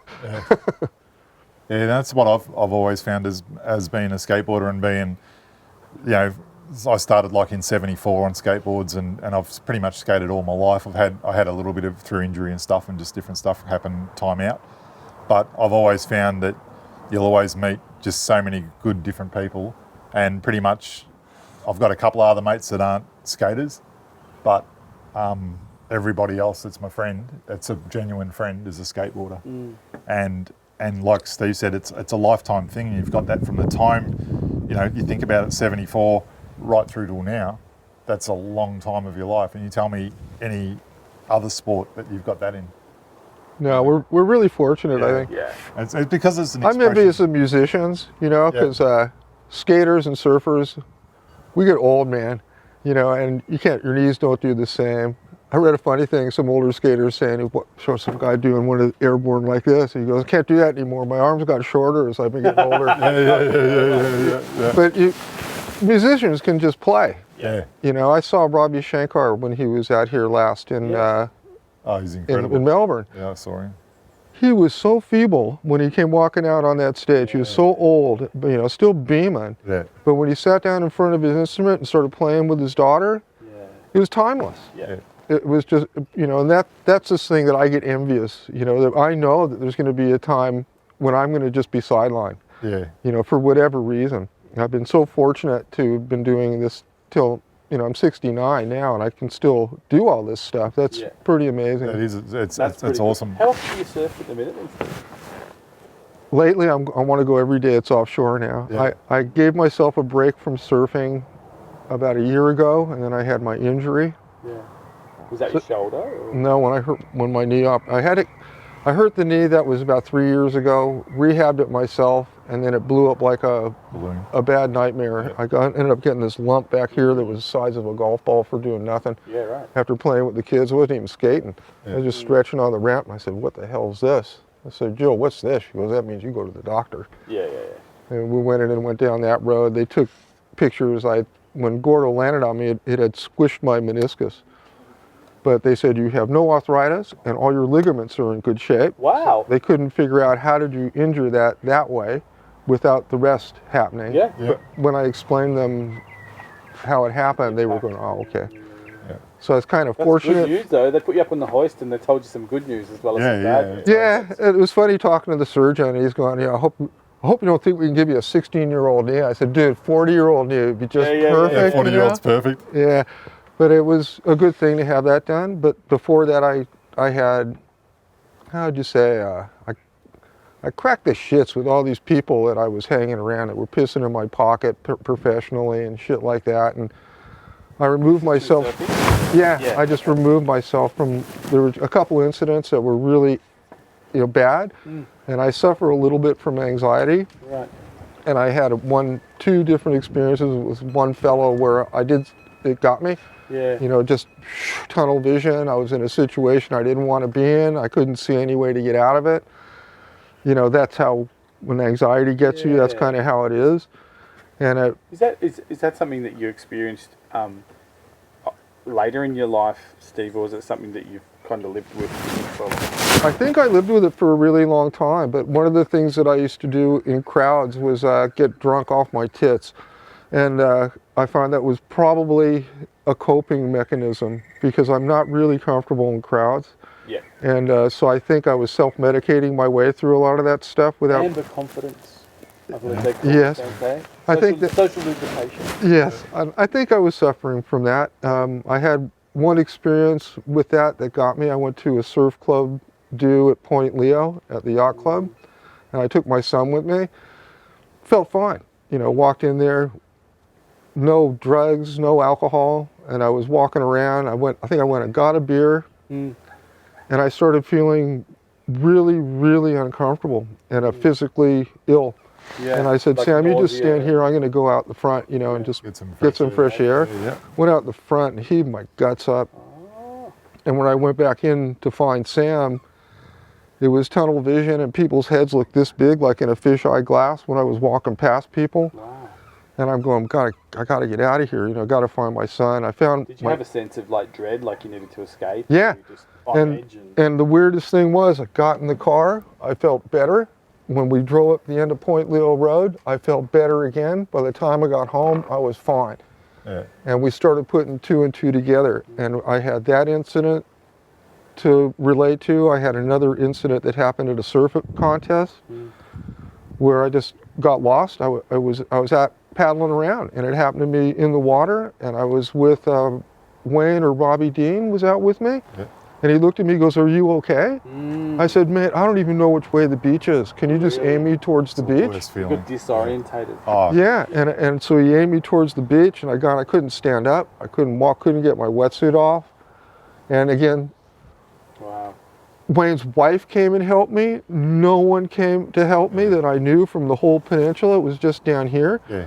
And then no one even offered me a ride home at the end of the day. Yeah, which shows you who your true mates are. Where skaters would take you to the hospital, like we've all done. With Yeah, I was pretty, but car. at that time I didn't know what was happening. Yeah, It wasn't no. until I had that one incident there, and it goes back to I had one at National Titles. Yeah.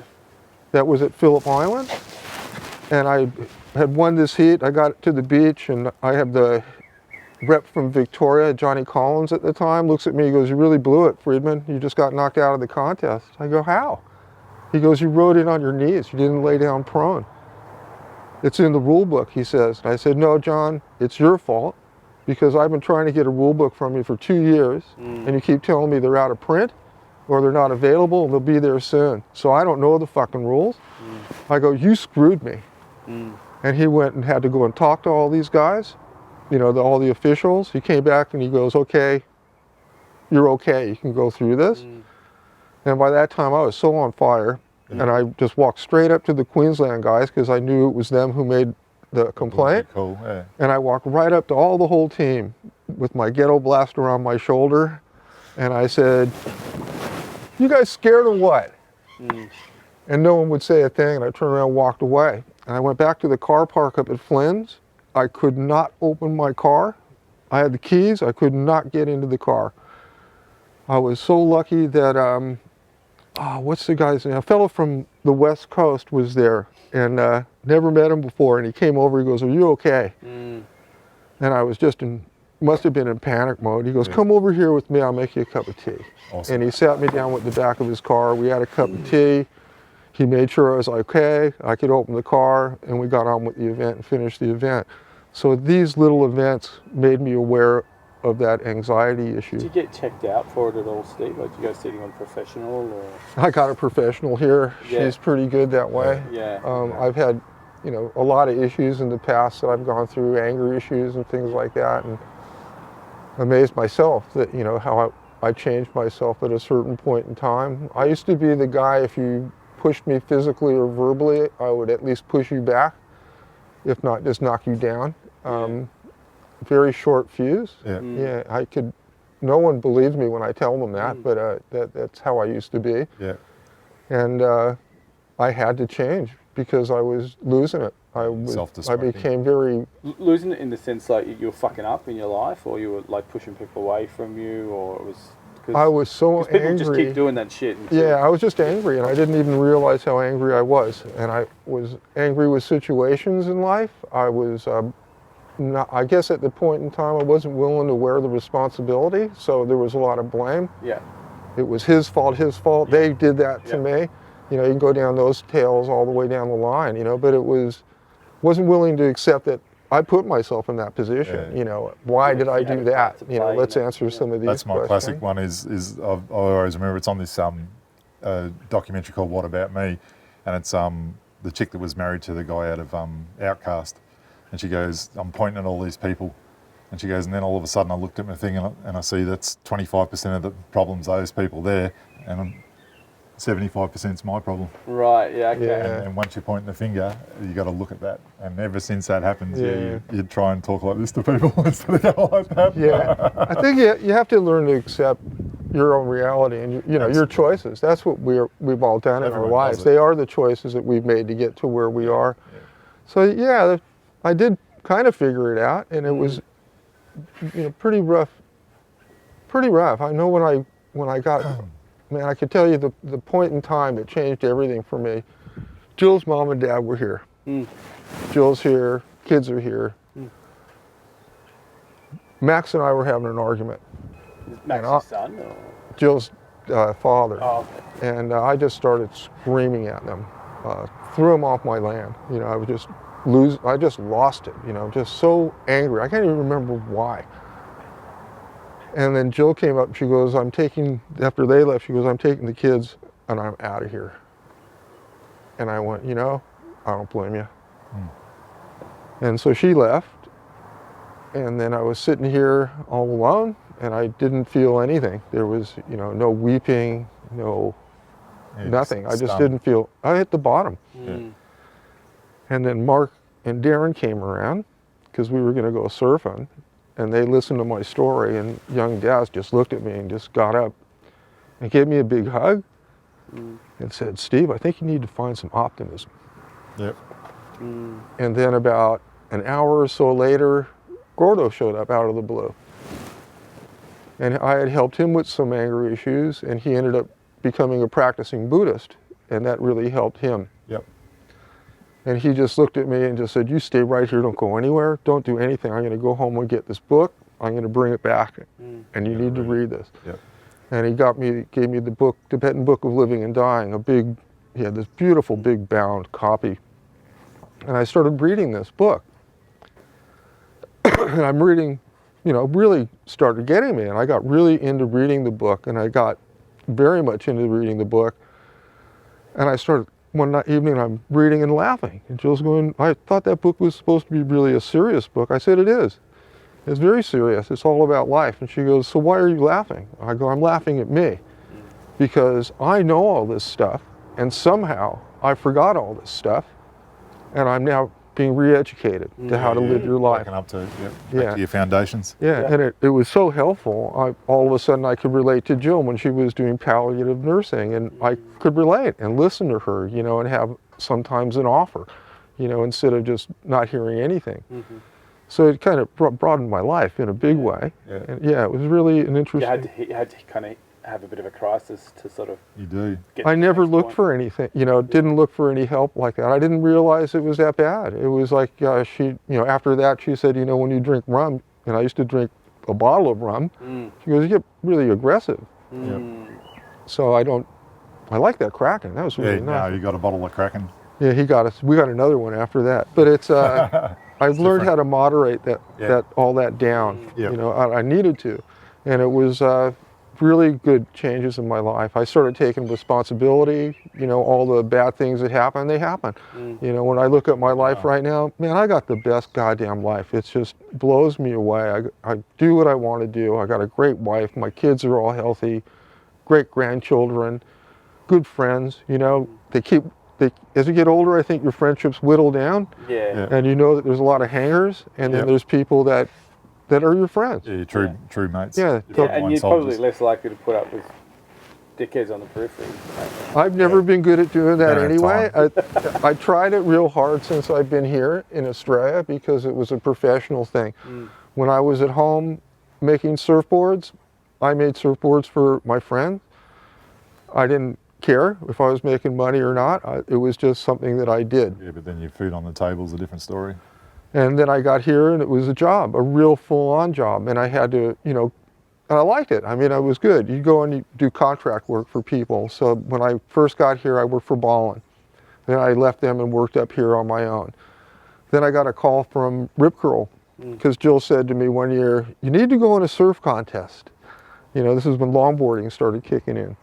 And I said, why? I don't do that. You know, I never did that. And she goes, you should, because then people will know what you do.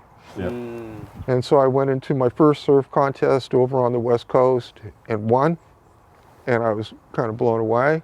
And then we went to the state titles that year. It was the West Coast Coolers state titles. And I won that too. 85 that would have been. Yeah, it was just... I could tell from the West Coast Coolers. Yeah, right. And then I got a phone call from Rip Curl, you know, from come do some work for us, shape some boards for us. So I started working there. Then I get contacted by Strapper, come do some boards for us. And then Piping Hot, come do some boards for us. So I was working for 3 different firms in Torquay. And then I got a call from Island Surfboards. Would you come and do some work for us? So I was spending my busy season here in Torquay for a couple of days, Phillip Island for a couple of days, and I kept doing that loop. And then I got another, when I worked at Islantis also for a while. And Grimmy. And Grimmy. Boy, did I blow him out. We went surfing after work down at Wollemi, and it was solid. And it's all shortboard stuff. And we go out surfing, you know, so he goes in first, I'm still surfing up. I get to the car, he's going, fuck dude, you fucking rip. I go, shh, don't tell anybody. He was my private bouncer in the bakery. He'd get angry after the pub and go, anyone giving you the shits, Rich? And I go, yeah, that bloody Steve Friedman and Lucas. Pissing me off. He goes, no worries, next minute he's just walking him up the road like this with a gun boxer. Angry little gremlin.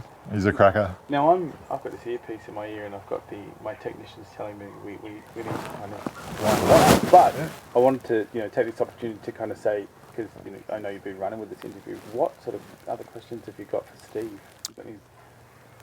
I don't know. Don't really have questions, but more so just getting emotional. Most beautiful human being I've ever met. I'll give you a kiss, but it's oh no, we can't. Okay. Kiss through your masks if you want, like that. No, we want to get busy with times and stuff. You know, we're going to do the real deal. The first deal. time I'd noticed Steve through Ringwood Surf and Sail back through the 80s when you were making boards, and we used to get your boards in there and all that jazz. And I never really met you. And then I met Steve the first time was at Frankston. I'd seen him around at the beach and that, but I'd met him the first time properly at Frankston Skate Park. It was like an instant brotherhood, eh? I thought it was so flattering. He had been giving me stink eye all day long. You know, just another big skate guy, you know, just, and I'm going, yeah, people do that all day long to me. So anyway, he's giving me stink eye. Then all of a sudden he comes up and he goes, I'm so sorry, man. He goes, you know, I didn't realize it was you. Yeah. And it was like, yeah, brother, how you going? Yeah. 'Cause there's a lot. I didn't expect to see him at the skate park. Yeah. Plus I had 3 kids running amok. Yeah. I was going. So you'd known him from before, then didn't recognise him again? Yeah, I'd known of him, and he used to sell boards to the shop that I used to skate for and all that sort of jazz. So I sort of like was like ships in the night. It was, and you know, it was. I think this life is so cool because you do meet people out of the blue, and you go, I like that guy, you know, I like that girl, and it's honest, and that's really nice, you know, in relationships. I always believe that good hearts see good hearts, and he's definitely got it. Thanks. And like Steve was saying about pent up anger and all that sort of shit, that people that get like that is because they've got a big heart, and you're trying to control stuff, and because your heart's massive, you really take it on. That's what I've found anyway. I tend to be a bit like that too. Like I've had anger issues in my past, but I'd say skating and surfing and racing motorbikes, where anything where you've got to focus in on what you're doing, it keeps you on the right path. It keeps you out of your head. Yeah. It keeps you out of your head, and you get to fire off some of that sort of juice. Yeah. Yeah, I think therapy. all of that is. Absolutely. It's the best kind. Yeah. I think immersing yourself in nature, getting sweaty, you know, in concrete, all that stuff is so bitchin'. Yeah. And it's just adds on to And then the from joy that, of life. You know? and then from that you actually get people that you connect with because they're in the same boat. Yeah. So like, you know, we've always said skaters are pirates and so are surfers. And it's so bloody true because we're those odd ones out. But when the shit hits the fan, we're all in there making sure it's going to be clean. Yeah, it is true. It's you do bond, I think, like that. Yeah. I think for me, the bonds here have been further spread, I guess, because mostly you bond like that when you're younger. Yeah. You know, in a younger peer group kind of stuff. So I got here, I was 30 years old when I got here. Starting afresh. Yeah. Yes, and it was all brand new. I think my life from then to how it is now, 2 different lives, completely. Absolutely. Well, imagine if Jill hadn't sent you that money for you to get your ticket out here. I wouldn't have any idea what I would have done. Yeah, I mean, in all honesty, I was thinking 30 years old was a bonus at that point in time. Yeah, we were living hard. You know, it was the 60s, the 70s. I'm so fortunate to have got out of Maui. A friend of mine met Lopez over in Torquay at a book signing, and he dropped my name to Jerry, and he said, Jerry just dropped everything, looked at him, and he said, you know Steve? And they had a bit of a chat. He goes, you tell him how lucky he is to have gotten out of there before the 80s. Yeah. Okay. It all changed, and it became a horror story. Really? Yeah, and now when I go back, I find most of the people that I know from my past are either born-again Christians, or they're in jail, Wow. or they're dead. Yeah. You got the 3 options, and there's heaps of born again Christians. Yeah, even talking, I got to meet Wenzel Rommel, and I almost fell over backwards. This guy goes, Wenzel Rommel wants to meet you. Come to Chemo's restaurant, you know. So I rock into Chemo's restaurant. Wenzel is jumping around just like one of them Grommies at the Frankston skate park going, I'm so glad I got to finally meet you. And hands me a t-shirt, you know, and hands me all this stuff. He goes, I wish I had more time to spend with you. These guys were it was so honest, you know. But he doesn't remember.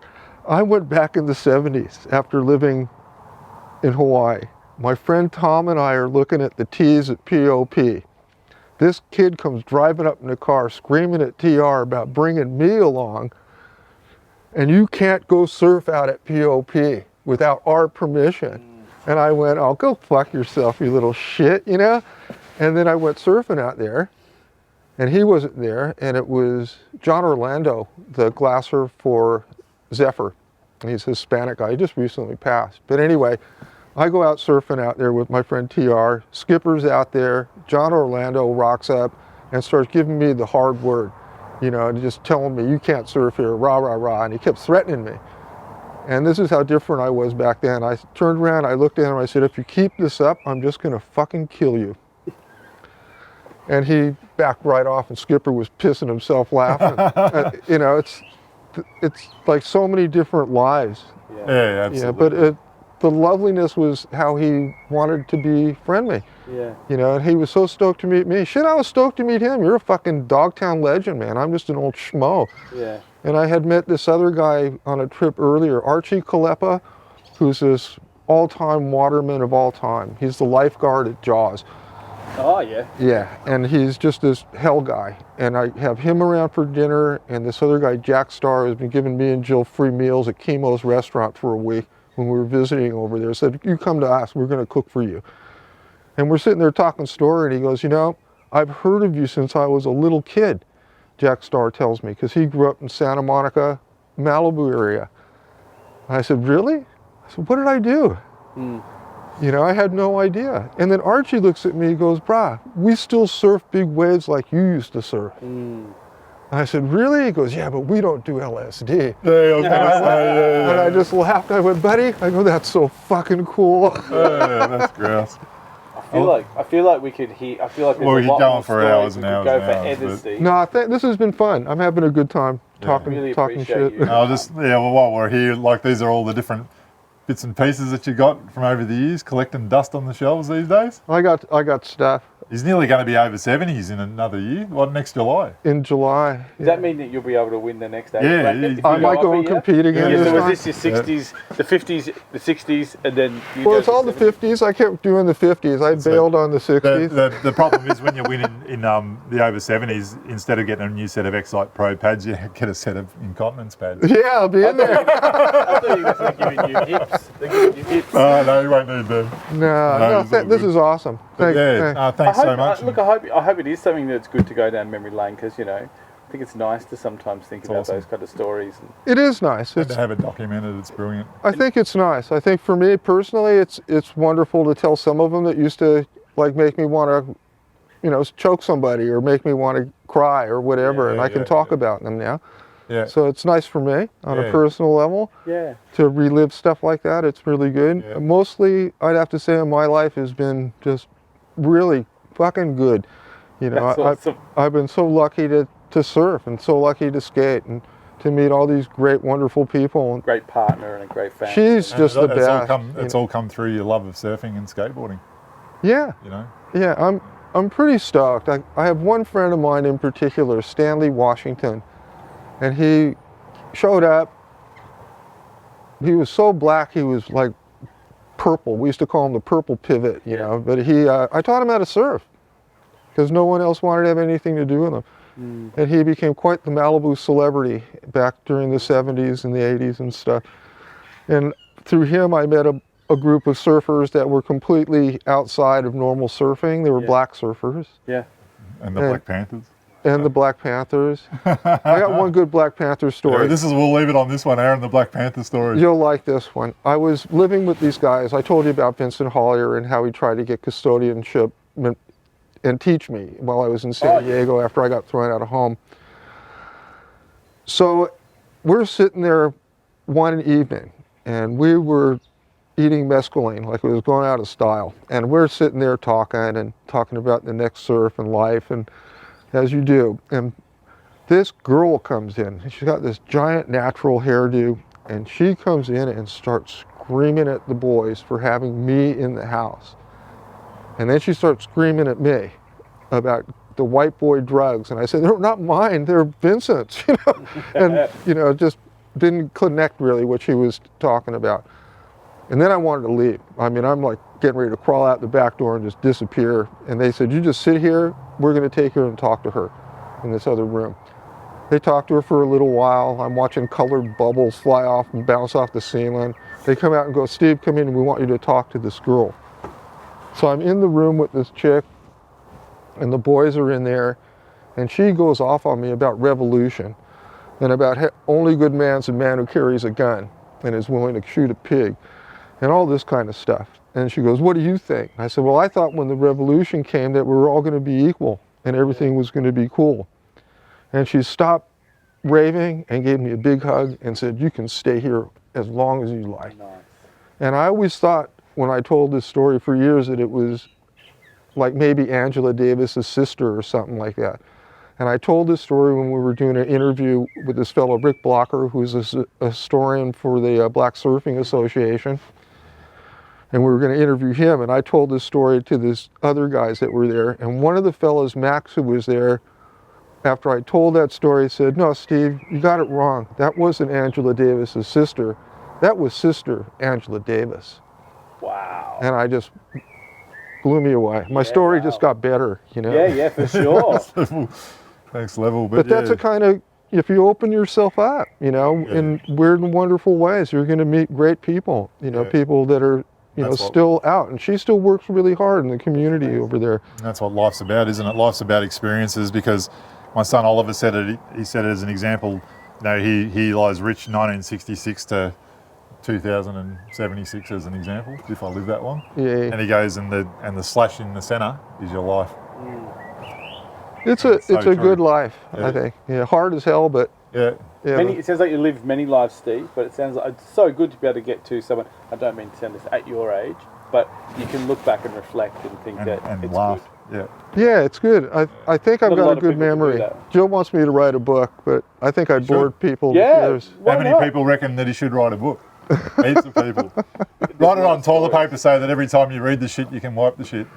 Well, Steve, I'm going to have to wrap it up. Cool. Yeah, but thank you so much for talking to us. Really entertaining stories. It's really nice to get to meet you. Oh, thank you. Yeah, and thanks. Yeah, thanks My Lucas, pleasure. thanks Aaron, and thanks Tim. If you guys are ever in the hood, stop in. I'll make you a Yeah. cup of coffee or And ride something. the mini ramp if you can get over the... Have some sugar cubes with Steve. Yeah, he's got plenty of sugar cubes.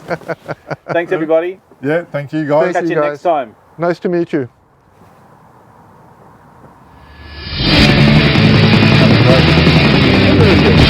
Oh, my pleasure. That's fun. Thanks Tim. That was grass.